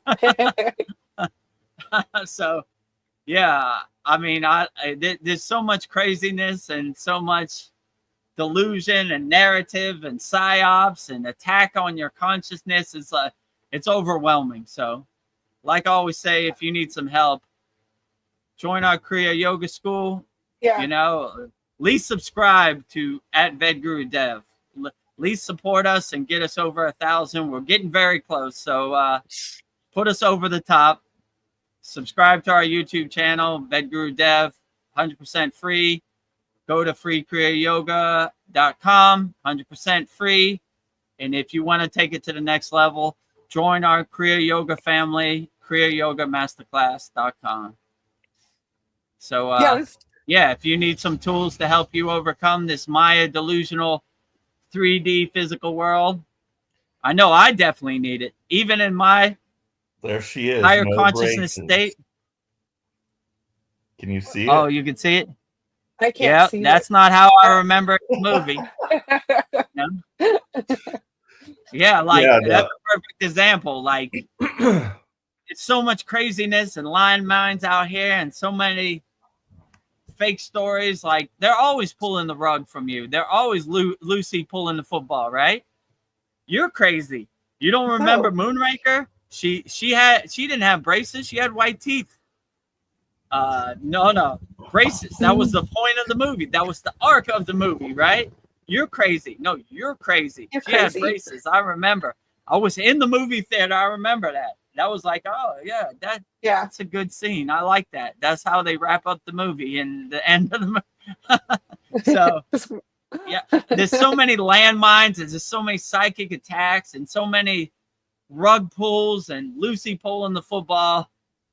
Just get you some kind of techniques, from somewhere, If you resonate with Kriya Yoga, we're here. We got you. If you resonate with another spiritual tradition, that's perfectly fine, No pressure, but I'm just saying, get you something, because it's a total minefield. Even me, in my highly evolved, enlightened state, or whatever you want to call it, higher consciousness, aware state, when I go out, like when I came to the beach today, I really go, all right, going out into the world. There's going to be motorcycles in Thailand. They're going to be driving crazy. They're going to be loud. They're going to probably try to hit my car 5 times before I get to the beach. Let me put up my shield, my Kavacham shield mantra. Let me energize all my deities in my car so they clear the path. And thank you for Kriya Yoga, because it's overwhelming if you don't have some tools in your toolbox. That is for sure. So I thank God for Kriya Yoga, Babaji, every day, because without these tools, I'd be totally lost in the sauce and I'd be totally on the verge of going insane, Yes. about to jump off the bridge, if it wasn't for Kriya Yoga right about now. So I have compassion. I understand. I'm not one of these blissed out yogis who haven't been where you've been. I've been exactly where you've been. I treated my body like an amusement park. So if you need help, we're here to help. So all the information is on the screen. Right there. Yeah, I feel like Kriya Yoga is like a way of life, because this world tries to gaslight me. And I'll feel happy at home. I'm doing, my thing. And then as soon as I go outside, I'm like, you guys I feel like I'm going insane. This world is crazy. You ain't kidding. There's so many. It's like a war zone out here. It's like, I feel like I'm in a video game, like navigating, like, oh, there he is. I got to turn to the right. What? Watch out for that motorcycle. It's like, it's overwhelming. But if you have a calm disposition, you'll have the tools to overcome this Maya delusional world. But it's a lot for sure. So this might sound selfish, but I want to raise my frequency so I have more quality people around me. I attract higher vibrational people. If that were, I just want to raise it as far as I can to, because you attract the people in the same vibration as you. So I was just like, True. I want to go as high as I can. Like, I mean, everybody's beautiful, but I just want to get the best people around me. Like, Yeah, I so understand completely. Yeah, I would say to raise your vibration, just radiate love and happiness. As soon as you wake up with a big smile on your face. Help as many people as possible. Love as many people as possible. Just radiate that glow. You know, like we taught in our school, do right turn circles, repair your aura so you kind of radiate, you kind of glow, you vibrate with that positive information, you know, that positive glow, that radiance, that vibration. Try to channel the sun through your pranayama techniques to nourish that and uplift you no matter what happens in the world. Like I always say, even if it's the end of the world, don't let nothing shake your samadhi. So just no matter what anybody does outside you, you have no control over. So just, you are the king of your castle and you make your castle as beautiful and blissful as possible. So nobody's emotions attached to you, you know, like energy vampires can't suck your energy because you have your shield up. So you're like, no matter how much you try to get me to lower my frequency or lower my consciousness, I'm not going, right? I'm going up. I'm not going down. So every day is a test as a yogi, my guru always used to say, right? Or yogini, right? yeah, When you go out in the world, it's going to test you. And it always tests you, right? yeah, It's always hiding behind that tree over there. It's always something to get under your skin and dance around. And, you know, it's frustrating. It's overwhelming, you know? Sometimes you just yeah, can't feel like you can't get ahead. Like, come on, give me a break, you know? You shine some yeah. light on me, you know? I feel like So, I'm from another planet. It's like I don't belong here. Like, oh, I agree with you totally. I definitely don't feel attached to anything here, right? I have a picture of my cave next to my bed, and it's like, you know, shedding a tear, going to sleep. One day I'm coming home. When my time in jail is over, I'm coming home. yeah. Like what? But yeah, I definitely don't feel like I belong, you know? I mean, I tried everything in my power to tell my guru I don't belong and I want to stay here, but you know, Yeah, these higher enlightened beings, they're playing 3D chess. They see the chessboard way ahead of me. So, you know, you might not understand this in the present moment, but you'll understand it later.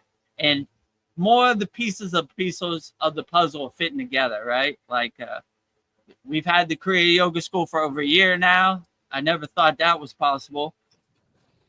Our students are seeing profound benefits, and you know, by practicing Kriya Yoga, I never saw that possible. So yeah, obviously they saw the progression, you know, they saw the future, let's say it like that, in my case, and they realized my future was not in the Himalayan mountains, which was very sad for me at the time. yeah, But I'm you know, I'm if this is what I'm doing, I'm gonna try to make the best of it, and I'm gonna try to stay happy regardless, you know. yeah, Like you know, it might not be to my liking, but you know, my guru used to say, do asanas, do the hardest asanas that you hate like you love them the most. So I kind of have that mindset about this Maya delusional world. Like, I don't like this situation, but I'm gonna enjoy it as much as I can, you know. So it dissolves the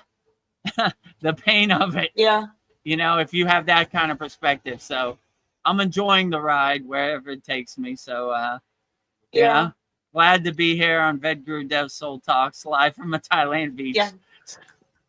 You're definitely doing your karma yoga. I'm like, I'm doing my karma yoga as best as I can. yeah. Well, when I do hard things and I accomplish it, I do feel really good. Yeah, Getting through hard things. So you get true. rewarded. Yeah, it does feel good, right? If I took a helicopter up the Himalayan mountains, it'd be a lot less blissful, right? I would take it Yeah. for granted. The experience is in the journey, not in the destination. So I enjoyed the harsh weather elements conditions of the Himalayan mountains in a blissful state as much as I could. Yeah. So it wouldn't be the Yeah. same if I took a helicopter up the Himalayan mountains. I Yeah. would take it for granted. Yeah. The hard way's the best way. I don't. As painful as that is to hear, like Sometimes the hard way is the best way. Yeah, I agree. Well, I have something beautiful to share with you guys. Something I saw this female guru doing, and it was to emotionally clean her water, because everything attaches to the water, and she holds the water up and she says to it, "I am a divine being." And she says, "Peace and love is my nature." And then she says, "I accept each one as they are. My body is perfect and healthy." And then she drinks it. Nice. I don't know if it works, but Energizing. it makes me feel good. Yeah. Does the water taste better to you? Or Yeah, actually, yeah, it uplifts you? does. Yeah. Okay, I feel like, it works. Outstanding. yeah, That was great. Yeah.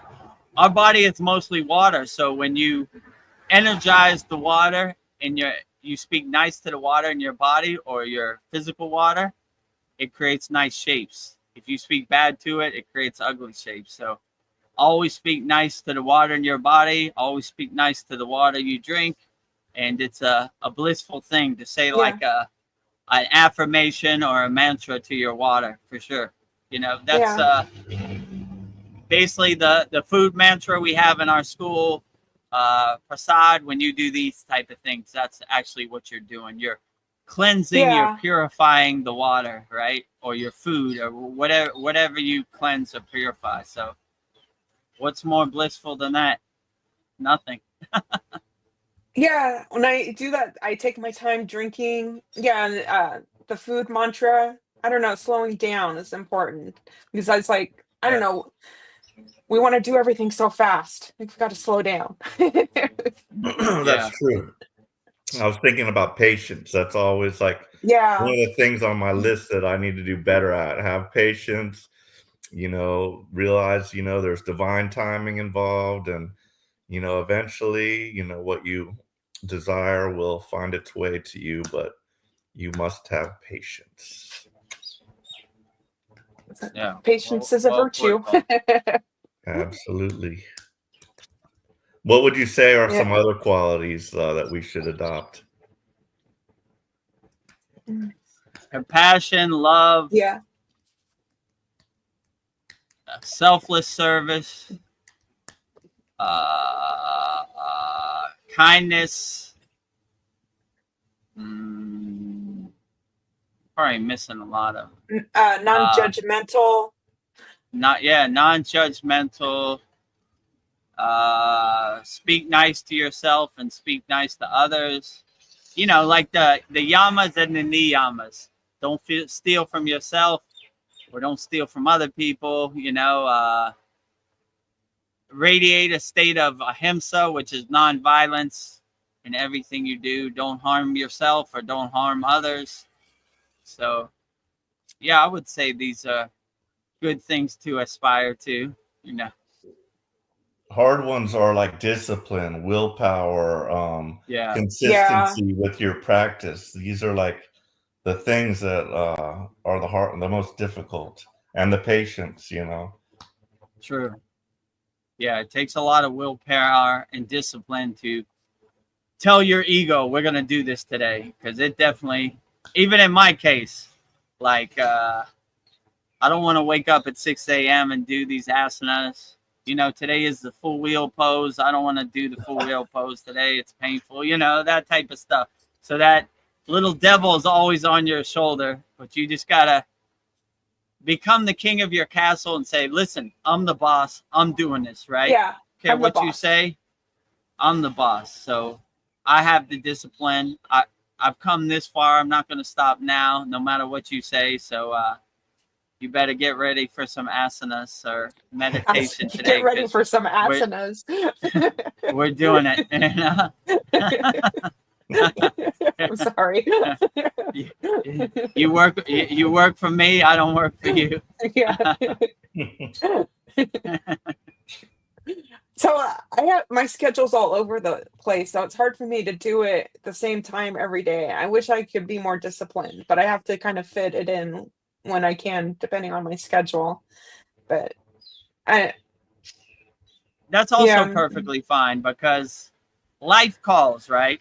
You can't call your boss at work and say, listen, I'm in samadhi right now. I'm not coming to work, you know? You're probably not gonna have a job tomorrow, you know? yeah, So you have to have one foot in and one foot out, like balance it, right? Like my guru always used to say, like, in the Himalayan mountains, you could do a full day from sun up to sundown of sadhana, right? But when you're in the Maya delusional world, you got to pay bills, you got to go to work.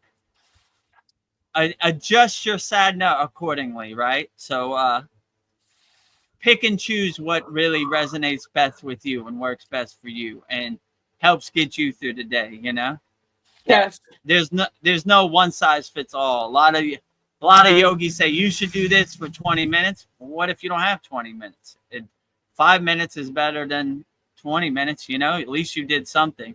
My guru always used to say, doing some yoga is better than doing none yoga, right? Or zero yoga. So like it's good to get in what you can. So when you start to develop your daily sadhana or integrate your Kriya yoga practices into your daily life, you start to craft it and see what works for you. Like, oh, I know what will fit in here right now. I got 5 minutes. I know exactly yeah. what I'm going to do. So you start to craft your sadhana the way it works best for you, and that is probably the best practice. Yeah, I was thinking maybe instead of prescribing medication for mental emotional problems, maybe Mm. prescribe meditation instead of medication. Here's your Yeah, prescription, meditation. I, I would agree with you. Like, since I started practicing Kriya yoga, haven't seen a doctor. I haven't took any pills. So I would try to prescribe Kriya yoga more than going to see the doctor. You know, when you do your inner work, you heal yourself from the inside. These doctors, in my opinion, they're kind of guessing Yeah, how you feel in your body, but no one knows how you feel in your body but yourself. So if they could add meditation to schools and to pranayama to schools and maybe some light asanas to school children, that would be a beautiful thing, you know? In my opinion, I'm biased, but I think that would be more effective than learning how old George Washington's wooden teeth are, you know? Who yeah, cares? yeah. How does that serve me in the present moment? It doesn't serve you. Let me tell you a story about George Washington's wooden teeth. Like, what? I think I'd be better served meditating right now. Yeah. I prescribe you meditation. I prescribe you meditation. Yeah. So I would agree. Anybody out there is going through some health problems, try Kriya yoga. Maybe we can help uplift you out of your health problems, you know, or Yes. heal yourself from the inside. We seem to be having some good results from our members. So if you need that in your life, and $50 a month is way cheaper than going to see the doctor. Yeah. He's probably going to guess anyway. So give it a try. Yeah. It's a way of life. It's a way of life. It's a lifelong path. So I don't know. This is kind of I don't even know if you could answer this, but are we part like born into a bloodline, or it kind of seems like we can also be born into like, families that that are totally different. Like, okay, so some souls incarnate into the same ancestral bloodline, while others into different races and cultures. I wonder if you get to choose, or after a certain point that you've evolved, you get to choose. I was trying to wrap my head around this, or if you're incarnate into the same family, but different characters. Just kind of wondering how it's decided. I'm sorry, you can't answer that, but Well, I'll try my best. I would just say, in my opinion, like there's no real way to know, but like hopefully they say in the yogic tradition, the progress you make in this lifetime, you pick up in the next lifetime if you come back. So that's why the Sitas were always trying to extend their life and live as long as possible, because they wanted to go as far down the path as they could so they could pick up where they left off. So would you come back to your bloodline or your spiritual tradition? I don't know. That's a good question. I mean, there's no real way to know. yeah. But I would say that just do the best you can in this life. I kind of look like the best thing I've ever gotten in my life, way better than winning the lottery or whatever I got, is being on the path of Kriya Yoga. Because this is like a lifelong path that money comes and goes, but Kriya Yoga stays forever, right? So if you integrate this into your daily life, it helps carry you through your whole life. So regardless if I came back to my bloodline or a non-bloodline, I would still have the energy and the practices that would carry me through that incarnation also. So people who say this about the bloodline or your family or soul group, I don't know how they would know, because it's hard to know when you get a memory wipe, and would it really mean anything if you got the memory wipe? You wouldn't remember anyway. So it would almost have no meaning because you wouldn't even remember it anyway. So I would just say, in my intuition, just be the best person you can, help as many people as you can, be as kind and compassionate as you can, be a lighthouse to boats that are lost in sea, and try to do the best you can. And regardless of how it comes, I don't think you can never go wrong. Like I always said, have a Santa Claus list of people you help. I don't see how you could go wrong with that,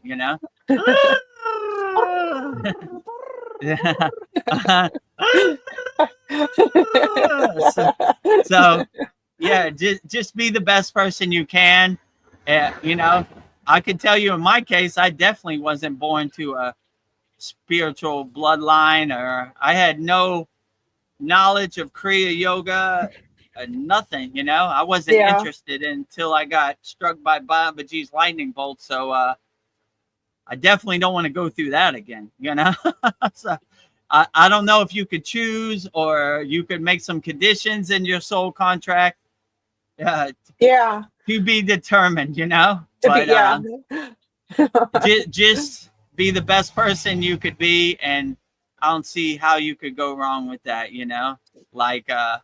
and play with the cards you're dealt, right? If you come back to a non-bloodline, all right, I got a bunch of twos, but I'm gonna play as best as I can with the twos, So, or I got a bunch of aces, I'm gonna play as best as I can with the aces. So yeah, so I would definitely say do the best you can with the tools you got.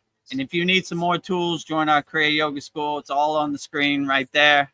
So we'll help guide you and navigate this Maya delusional world as best as we can, right? If you want to do it yourself, go subscribe to our Kriya Yoga channel at Vedagurudev. If you want to do it yourself, discover the secrets of Kriya Yoga, 100% free, freekriyayoga.com. We have over 300 members on our free Kriya Yoga School. So thank you for everybody who's joining. It's doing real good. Master the supreme science of Kriya Yoga. If you want me to coach you in real time and walk this path with you hand in hand, go to kriyayogamasterclass.com. But by all means, get some tools from wherever, you know, because it's overwhelming without some tools. So regardless if you're born on a bloodline or not a bloodline, you still have some tools that will hopefully carry you and make you more aware, more higher conscious in the present moment. So So is that like a restaurant or a bar that you're sitting at? it's a restaurant. It's like right on the beach. So yeah, it's like a restaurant, not really a bar, more of a restaurant, I would say. You know, like not even like a cafe. It's more like a restaurant. So I'm lucky because they're closed every Monday, so it works out perfectly. Because that's what I was wondering. I was like, I never see anybody like come up there. Like maybe you're scaring them off or something. Yeah. What's this guy doing? Yeah. He's talking into a camera. if they were open, it'd probably be improbable. But I was lucky because they're closed every Monday. So yeah, every once in a while somebody will come up or like you're open, and I was like, no, they're closed. They have a big sign that says closed over there too. So that's nice. So it worked out perfectly. Yeah. It was meant to be. It was meant to be. Yeah. So I guess in that restaurant they have views of the ocean and it looks pretty close. So yeah, the ocean is about 50 feet behind me. So wow. There's a street right behind me, as you can see the cars going by, and there's a wall on the other side of the street, and there's the ocean right there. So I could throw a rock to the ocean right now. You know, it's literally 50 feet behind me. That's cool. Yeah, so pretty cool. Can you see the ocean? Or that's right. Yeah, I can see. Yeah, I can see the line of. It's like it's a darker the shoreline. blue. Yeah. Yeah. It's hard to see unless you really pay attention and know that's water right there. And let me see. Maybe I'll bring it down. You can see it better, right? You can see it better now. Yeah. Like right there is the wall to the ocean, and this is the ocean right here. Like, I don't know how high. Oh, it goes pretty high. There's like an island back here too. You probably can't see it. It's pretty far, but yeah. Yeah. It's overcast. It's kind of white, kind of blurred. Yeah, it's overcast. It's kind of. I was scared it was going to rain, but Babaji held the rain, so we're doing good. Thank you, Babaji. Thank you, Babaji, for letting our soul talks continue. Is there many people on YouTube watching or what? The most I saw was 8, and now it's gone down to 2. But then later I'll look, and there was just like 75 people were watching. So no way. The numbers fluctuates. Yeah. So people come, people go. It fluctuates. What's weird? Usually by the end we have our most people, right? In the beginning we have little people, but by 3 hours we have the most people. So it's weird like that. Yeah. Anybody who's watching on YouTube, post your comment, and YouTube chat. We haven't forgot about you. I'm surprised Sandy's usually on it. If you're there, Sandy. We're waiting for you, Sandy. In the last one, she said if I heal her tooth, she'll join our school, and she didn't. So don't feel self-conscious. It's all good, right? It's all good. You can still join us, even if you didn't join our school. We don't need to pressure you. No pressure, right? It's okay. It was just a joke. I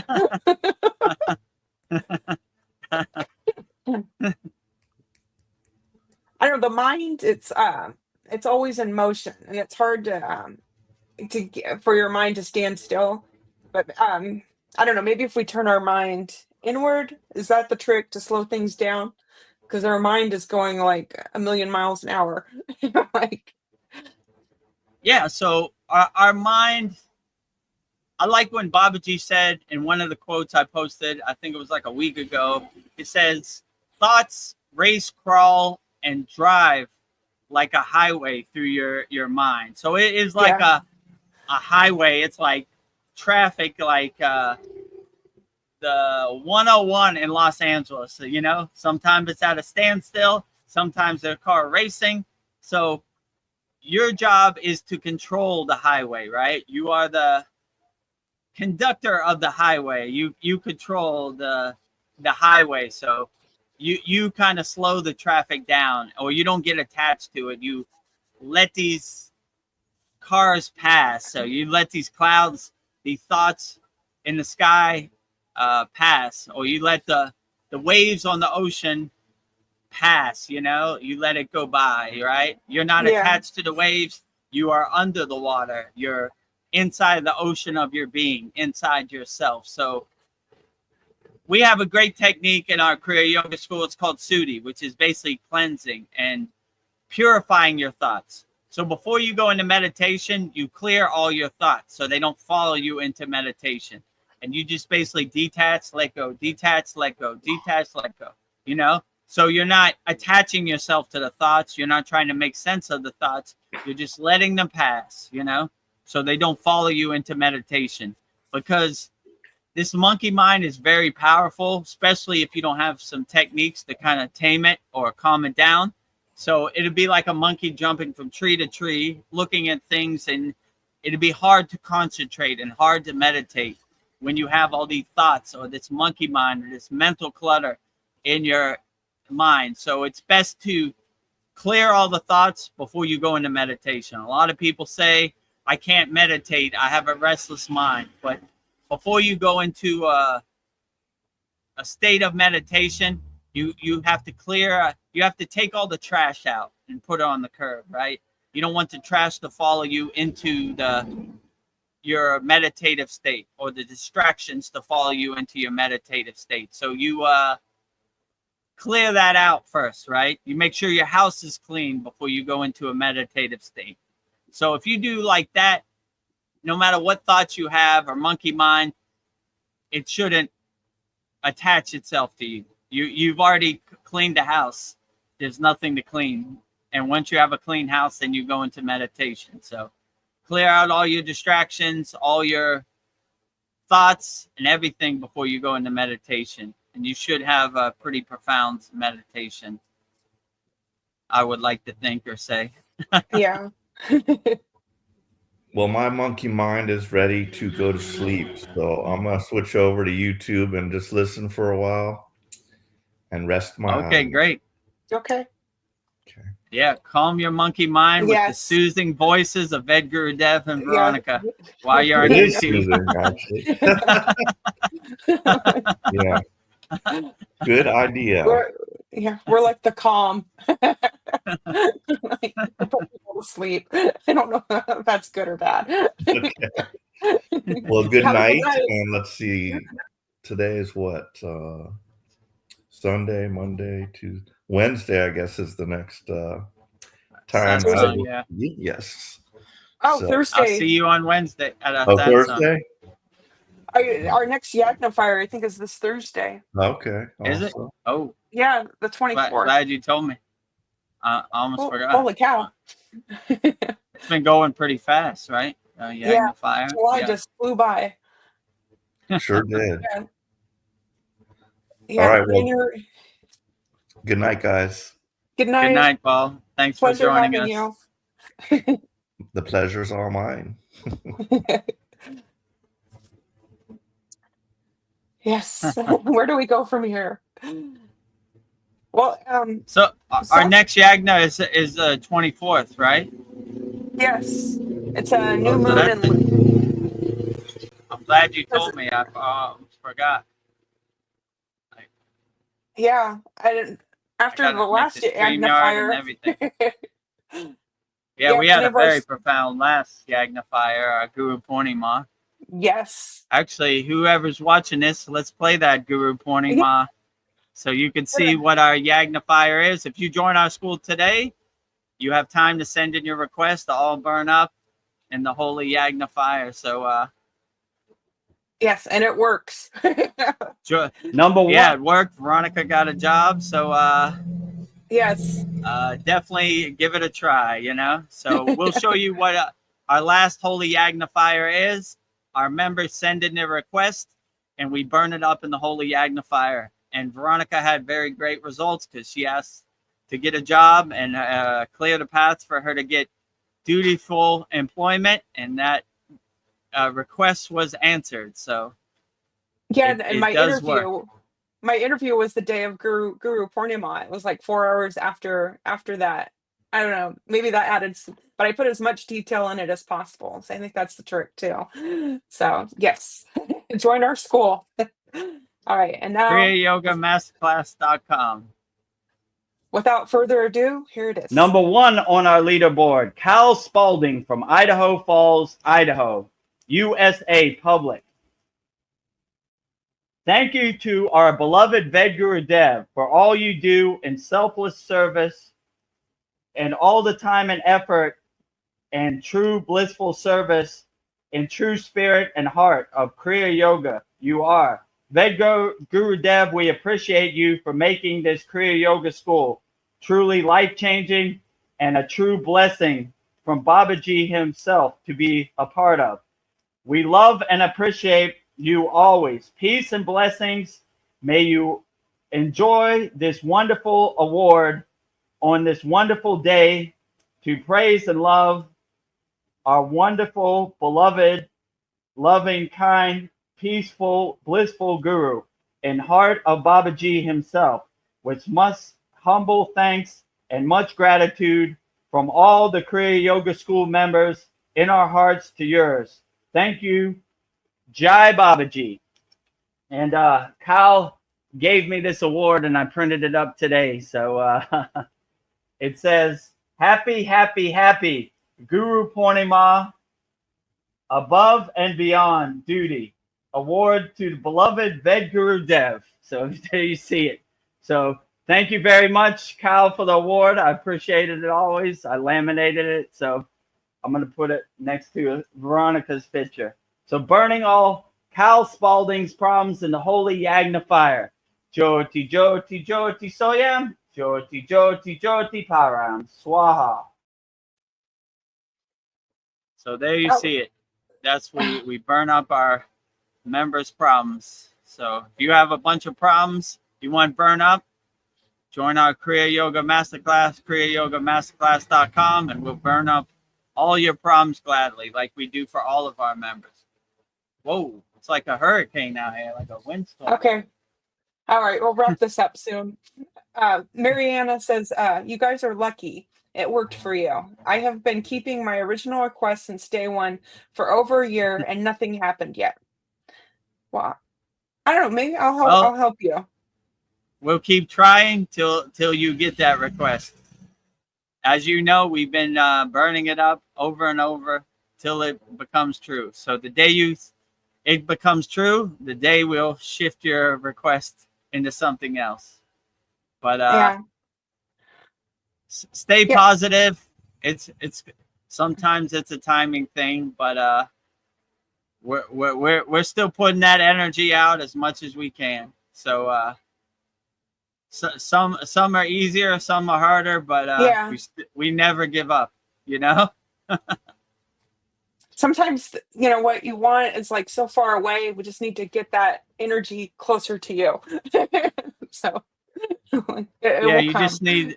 Sometimes the universe got to fill in the steps. You know, maybe it's more steps, but it's in the ether. It's in the universe for sure. So we'll keep trying as long as it takes, Mariana. We never give up at the Kriya Yoga School. Yeah, every order is fulfilled one way or another. Yes. I want everybody at the Kriya Yoga School to get all of their wishes fulfilled. Absolutely. Rising tides lifts all boats. So we wish the best for all of our Kriya Yoga School members. And we wish all their requests to be fulfilled and granted and manifest into physical reality. Yes. I'm not saying this is me, but it seems like a lot of people, why do we die chasing an illusion? It seems like a lot of people die chasing an illusion. Or maybe they're just think that these things will make them happy and they never did. I don't know. I mean, in my intuition, I would say that happens to more newer souls. They have so many desires, and that's why they keep coming back. But when you're an older soul, you're not attached to material things. You're more attached to doing your inner work, elevating your consciousness, raising your kundalini, opening your chakras, these more subtle energies than chasing material things like wealth, buying a car, buying a house, this type of stuff. So Yeah. this would be more of a new soul problem. They think having money makes them a better person. They identify with material things. But when you're an older soul, you don't identify with material things. You're beyond that. You're like, these things come and go. My soul, my inner energy stays forever, right? So I'm making a practice of doing my inner work and uplifting my consciousness and getting my consciousness as high as possible, raising my kundalini as high as possible, opening my chakras, my nadis as much as possible, so I could enjoy the inner frequency, the inner vibration.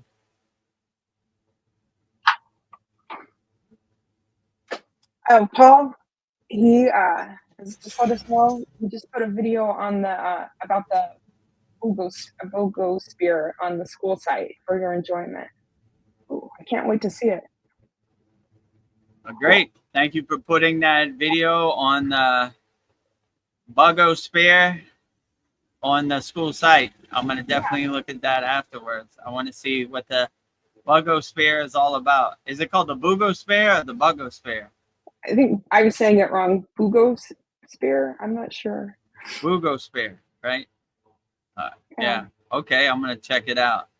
Yeah, the BOGO spear. Last that song we were saying bong instead of dong. Actually, I like saying bong better than dong. It just doesn't have. That sounds,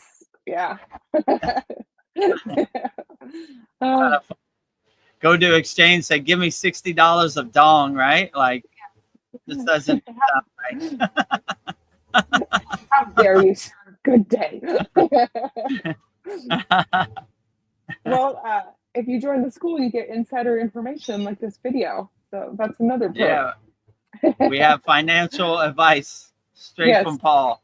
He said, buy $50 of Vietnamese money dong, and you should be a millionaire. It seems to be going up.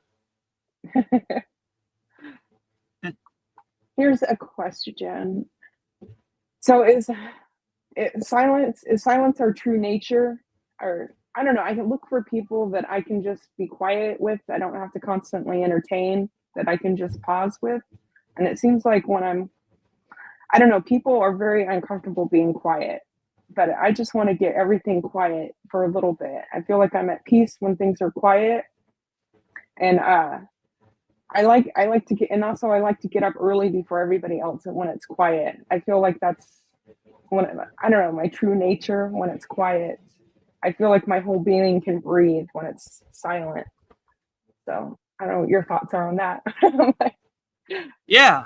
My guru will always say silence is the best teacher. Most of these yogis, they don't really say too much. They exist in a state of silence and they radiate in a state of silence. So like they don't have to say anything. Their essence, their energy does all the talking for them. So I would try to say cultivate silence as much as possible in your daily life. And the answers come more smoothly when you are in a state of silence, right? You don't have the distractions.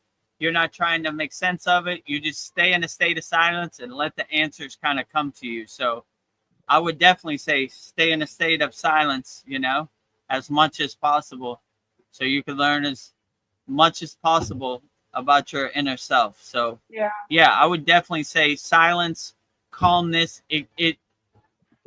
The noise and the distractions of the Maya delusional world have a great pull, right, on you. But if you're in a state of silence, then it doesn't have that pull, you know? You're not trying to make sense of anything. You're just trying to be in a calm, still state and let the answers come to you. So that's what I would probably say is the best way to cultivate or enhance silence. Let silence be your teacher. Let silence be your guide, and answer the questions you're asking just by listening, not by blocking the answers with distractions or questions. Just let the silence be the best teacher for you. Yeah, definitely. Mariana, she needs your help, Vedagurudev. Okay. I feel like I have a heavy heart and the weight of this life doesn't go away. Yeah, well, Mariana, you're a member of our Kriya Yoga School. We just started a Wednesday call where it's private. You could go on a call with me, or you could go on a call with me anytime.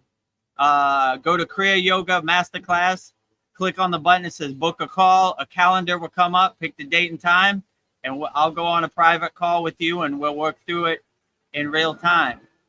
So yeah, if you have a heavy heart and the weight of life doesn't go away, I understand, because before I got on the path of Kriya Yoga, it was very heavy for me. And it was the weight of the world, the glare of the world was very overwhelming for me. So I would basically say, you know, you've been a member since the beginning. Whatever tools in our school work best for you, I would try to cultivate that. And we just had a class this week on Patanjali's 9 emotional release techniques where I went into detail. And whatever's bothering you, heavy heart, you just ask yourself these 9 questions. Can I let this go? And if you say to yourself, I can't let it go, you ask yourself, why not? And you just keep creating space and creating distance between you and whatever you're going through. Whatever the emotion is you're going through, you create space between you and the emotion. And instead of, my guru used to say, you're standing too close to the TV, Vedagurudev, move back. So when you create the space, you're able to look at it as not you, right? This is not me. My guru used to have a practice of naming the emotion also, right? Here comes Jim again. There he is. You know, he's coming by, and you label it. So you create distance or space between you and the emotion, right? I am not this emotion. This emotion is not me. Or this emotion is this clouds passing in the sky, water under the bridge. This doesn't define my soul. So it takes a little bit of practice, but if you need some help, I'll go on a private call with you. Go there, kriyayogamasterclass.com. Click on the book a call button and pick the best time for you, and I'll go on a private call with you. It's not recorded. It's not anything. It's just a private conversation between you and your guru, and we'll try to overcome whatever you're going through, you know? Because being a member of our Kriya Yoga School, I want to see you get the best results possible. So whatever you're going through, let's work through it, you know? Yeah. I don't think maybe on YouTube is not the best place to go into detail, because these things, you kind of got to narrow it down and feel where the emotion is, right? Like in this week's class, we were talking about where the emotion is.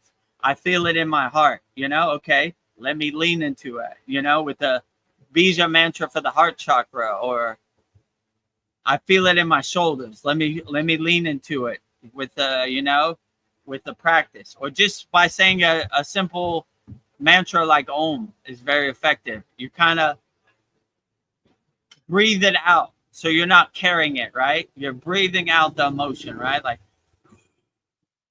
letting it go, right? I don't want to hold this pain. I don't want to hold this suffering. I don't want to hold this emotion no more.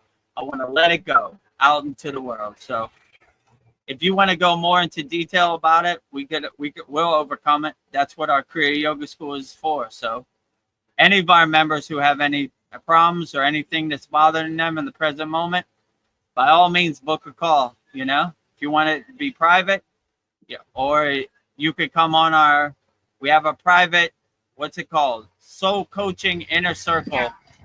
I think it's 11 a.m. Eastern Standard Time every Wednesday. So, by all means, if you're going through something and you need some help, let me know, and let's overcome it in real time. I'm here for you, Mariana, and all of our Kriya Yoga School Masterclass, Kriya Yoga Masterclass students. Yes. So it's easy. Just go to kriyayogamasterclass.com. There's a red button that says book your call here. Click on that red button. A calendar will come up. Pick your date and time. It works best for you. And let's overcome whatever you're going through in the present moment.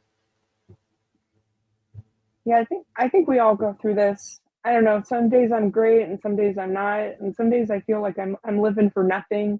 And what does any of this matter? Like, I feel like, yeah. It's normal to all spiritual enlightened beings, or all people on the spiritual path. My guru told me something that blew me away one day. He said, Vedagurudev, some days are just so overwhelming. Just call it a day and go back to sleep. Take a shower and go to sleep. Yeah. Wake up tomorrow. Tomorrow's a new day. All of us have those days, Some days you can navigate it better with some tools. Some days you just say, well, that wasn't my best day. Tomorrow I'm going to try to be 1% better tomorrow and do better tomorrow. And, what you begin to realize, these days are like clouds passing. You don't want to attach yourself to the cloud. You want to let it pass. All right. Today, June 20th, wasn't the best day. Let it pass, See, like all this wind in the sky, blowing your emotions past, passing clouds in the sky, waves on the ocean, passing. I'm unaffected by it. I'm not attached to it. I just let it go. Let it keep moving. So, you just got to let it pass. But this 3D physical world is very overwhelming, even for somebody like Vedagurudev. I'm trying to navigate it as best as I can, but some days I need some extra tools because it's extra overwhelming. Some days are extra blissful. I need no tools, right? Just sunbathing in the grace of God. So it happens to everybody. You don't try to make sense of it or get attached to it. You just let it pass. All right. Well, that's a day to forget yesterday, But tomorrow's a new day, and I'm going to start out fresh tomorrow. And I'm not going to let this day follow me into tomorrow, right? I'm be unaffected. I leave this day in yesterday. So, I have a practice every new year. I burn up all my calendars and everything. It says 2004, right? So I make a big yagna, a big bonfire, a yagna fire, holy fire, and just burn it all up. Whatever happened in 2024, it's water under the bridge. And, it's clouds passing in the sky. Starting off fresh January 1st. And same like our yagna, right? Guru Purnima, burning it all up. It doesn't follow me into tomorrow. And so in our Kriya Yoga School, we have two fires. We have a new moon fire and we have a full moon fire. So burning it up. So if you want to be part of that, it's a beneficial benefit to people who are a part of our Kriya Yoga School Masterclass.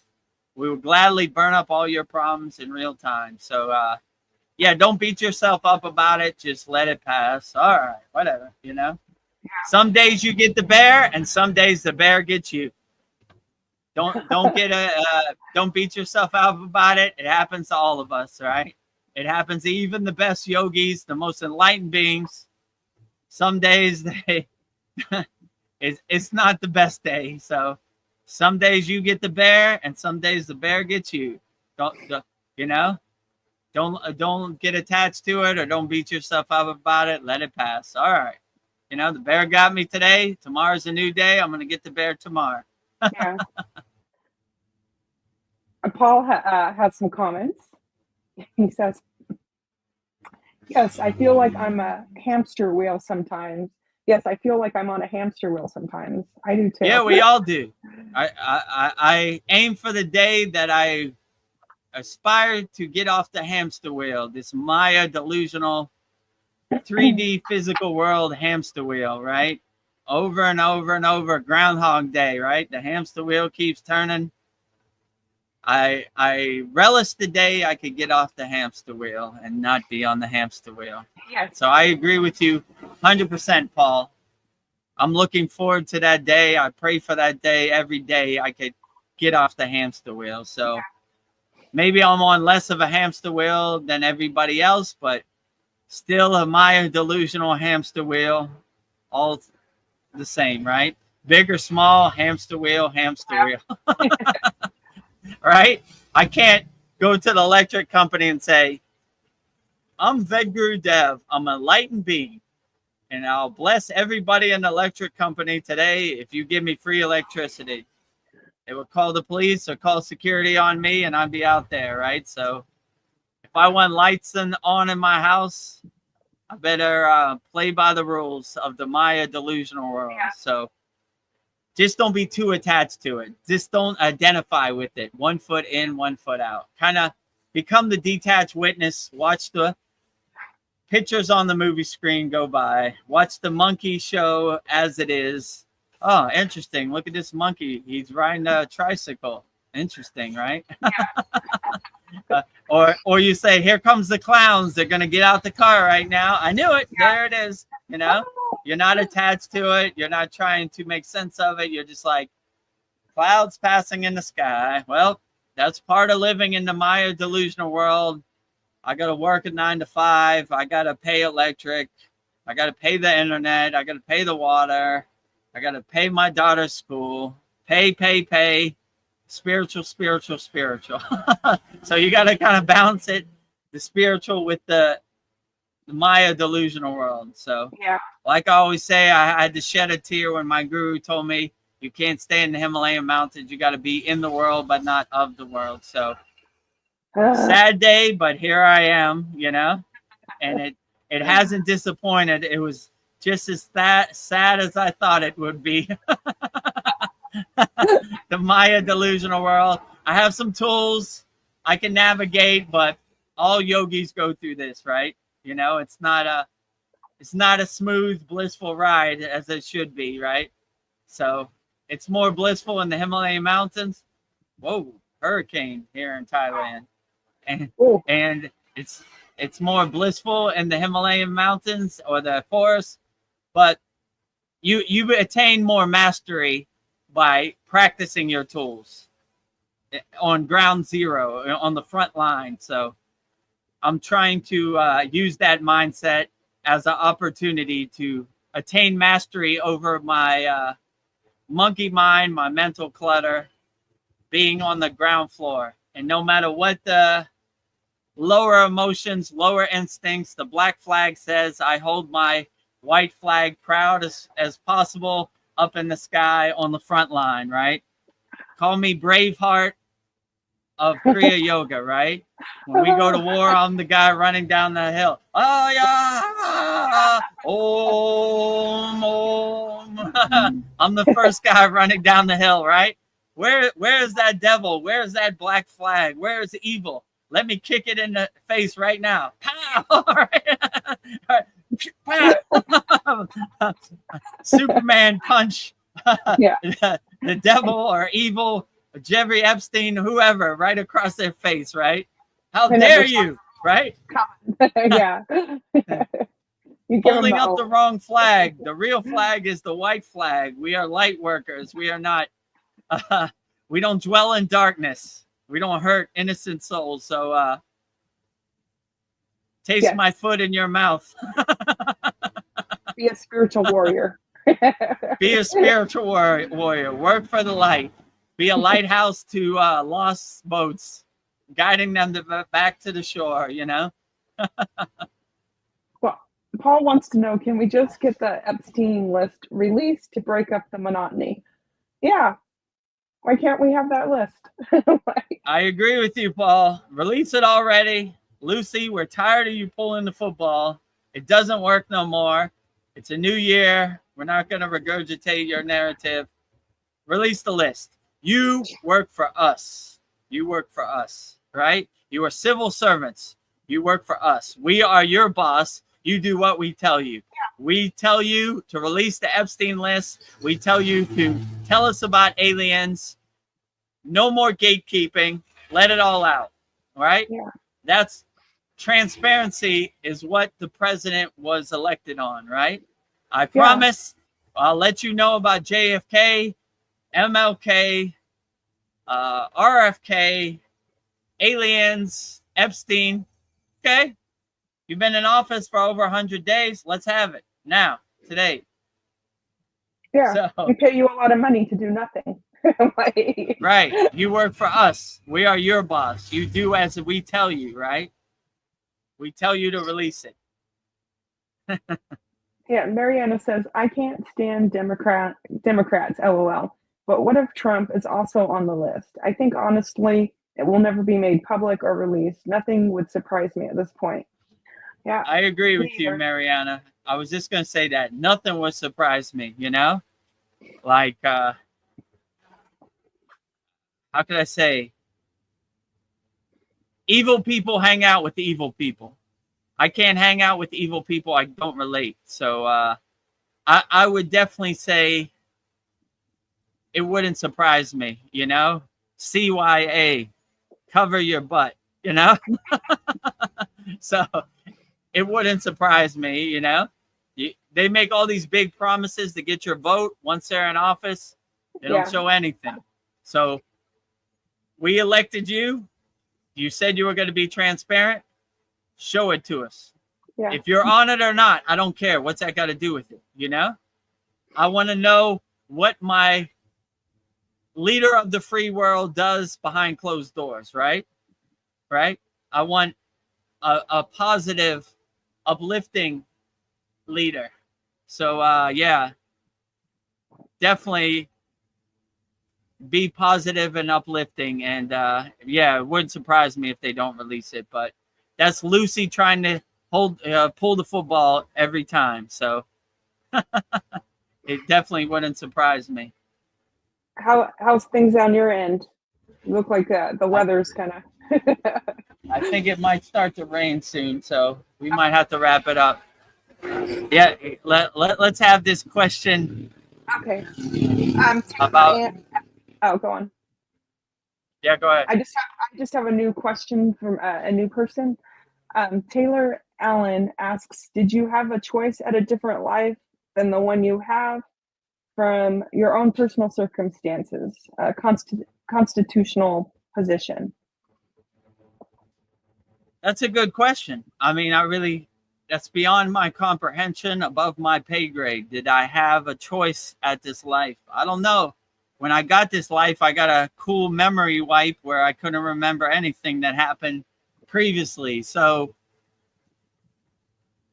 in my intuition, if I signed the soul contract, the thing that resonates with me the most, I basically said, let's say hypothetically, I said this in my opinion that if I'm going to come back to this dense Maya delusional physical 3D world,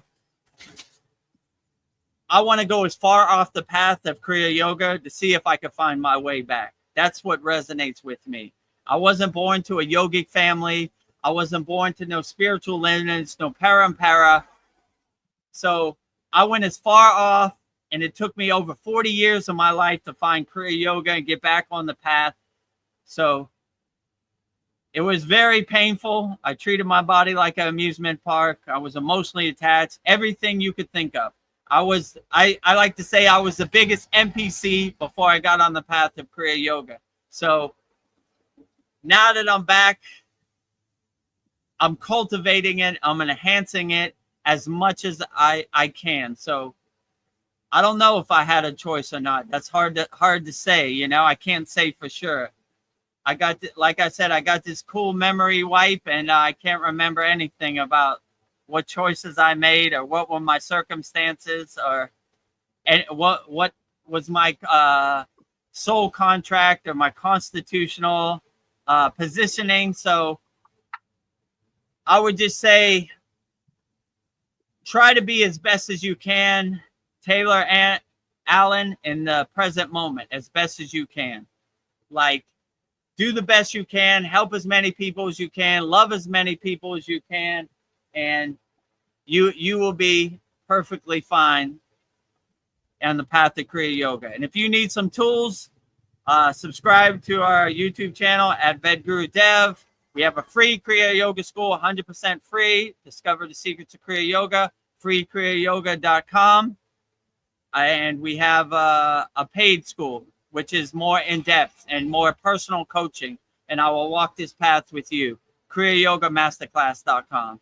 So whatever you're going through in the present moment or whatever questions you have, it'd be my pleasure to answer them and help you on the path of Kriya Yoga. So, yeah, please subscribe to our YouTube channel. Join our free Kriya Yoga school, freekriyayoga.com. And if you enjoy the value and you feel you resonate with Kriya Yoga and you want to join our Kriya Yoga Masterclass family, go to kriyayogamasterclass.com. Well, Taylor Allen says thank you. Mine is a 50-50 split. So there you have it. Whoa. Let's go. I think we'll wrap this up. Whoa. Hurricane. Fly like an eagle. Let your spirit be free. I was saying earlier in this, I wanted to know what it felt like to be a eagle. Now I know. Feeling the wind on my face. All your answer, your request is fulfilled. Sometimes I don't know. I feel like I would like a natural disaster to take me out just to get a free out of jail card. But I know I got to be comfortable being uncomfortable. You know, the way I think about it, I think about that too, right? Like if it would help my ascension a lot faster to, you know, beyond my control. My physical body was destroyed, so here I am, you know. But I have the intuition that no matter how much I want to ascend in the present moment, Babaji is not going to let me ascend. He's going to keep me here for the long haul, you know, as long as he can. So. He'll be like, my child, you have too much work to do here. You have too much work to do in the present moment. Well, I think we've had almost 3 hours of soul talks, and I want to keep you safe. So yeah, I think it's going to rain soon. Yeah. Babaji says you have too much work to do, so we'll wrap it up. Babaji has the intuition. He's like, I'm holding the weather as long as I can. Hurry up, right? Wrap it up, wrap it up, wrap it up, wrap it up, Vedagurudev, right? I can't hold this rain for much longer, right? You see look at the palm trees. It's almost like a hurricane, right? It's some real windstorm today. I don't want you to blow away. We never give up on our YouTube audience, no matter how windy it gets. Still coming. Yeah. So yeah, I guess we'll wrap it up. Woo! There it goes. That was a good one, right? You see the palm trees, right? They're really swaying right now. So we'll wrap up our July 20th Vedagurudev Soul Talks live from a Thailand beach. If you haven't, make sure you subscribe at Vedagurudev YouTube channel. We're trying to get over 1,000 subscribers, so your support would be greatly appreciated. It's 100% free. Also, discover the secrets of Kriya Yoga, 100% free. Go to freekriyayoga.com. We have over 300 members, so it's doing very well. We have mini beginner courses. We give you a framework of what Kriya Yoga is if you don't know. And yeah, our free school is probably better than any online program you would get. Just free. Now, if you really want to take it to another level and master the supreme science of Kriya Yoga, go to kriyayogamasterclass.com. And we have hundreds of Kriyas in there. We have an interactive community in there. I will personally coach you and get you the benefits and results you need. And just give me 90 days, right? It's only $50 a month. It's way better than go and see a doctor. I will be your personal therapist. I will coach you. I will hold your hand and walk you through the Kriya Yoga journey. We have a very great Saturday class. It goes 2 hours where I demonstrate the techniques and you can ask questions live in real time. It's very uplifting and profound. So these are the 3 things. At Vedagurudev, 100% free, subscribe. Free Kriya Yoga, 100% free, subscribe. Master the supreme science of Kriya Yoga, go to kriyayogamasterclass.com. So with that said, we will wrap up our July 20th Vedagurudev Soul Talks live from a Thailand beach. We will go out with the same way we always go out, with Babaji's Mula mantra. So if you have any problems or anything you want to overcome, say Babaji's Mula mantra. It goes like this. Om Kriya Babaji Nama Om. And Veronica will say it so beautifully right now.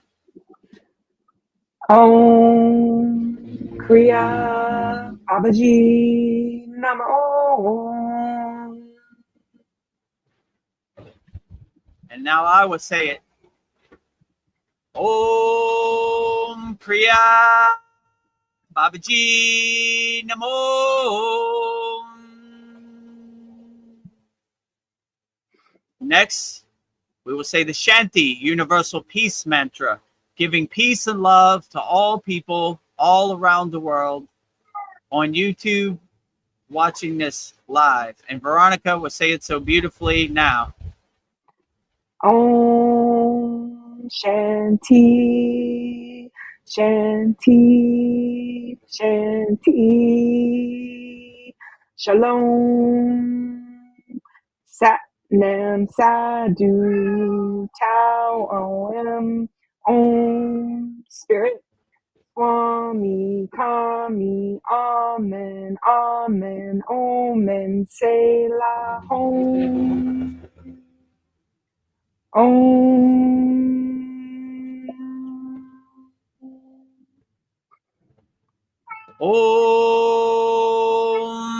Shanti, Shanti, Shanti, Shalom, Sat Nam Sadhu, Tao Om, Spirit, Swami, Kami, Amen, Amen, Omen, Selah, Om,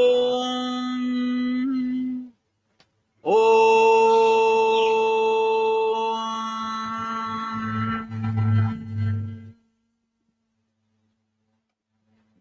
Are you feeling spiritually lost? Like you've tried everything? YouTube videos, online courses, even meditation apps, but still something is missing? Wondering, is this all there is? The world is loud and chaotic, and your soul is overwhelmed, craving inner peace, but you can't find your way back to yourself.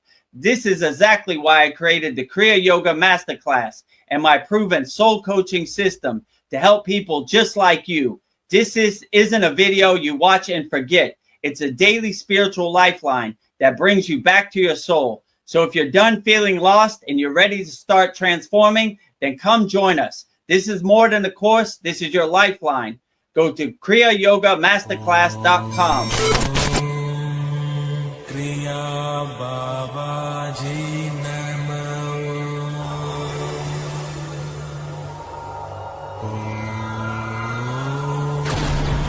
Kriya Babaji Nama.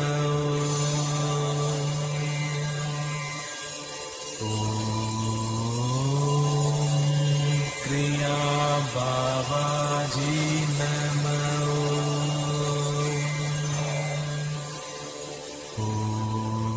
ओम क्रिया बाबाजी नमो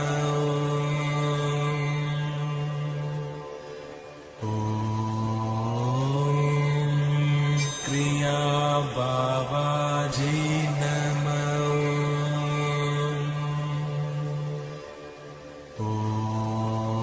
ओम क्रिया बाबाजी नमो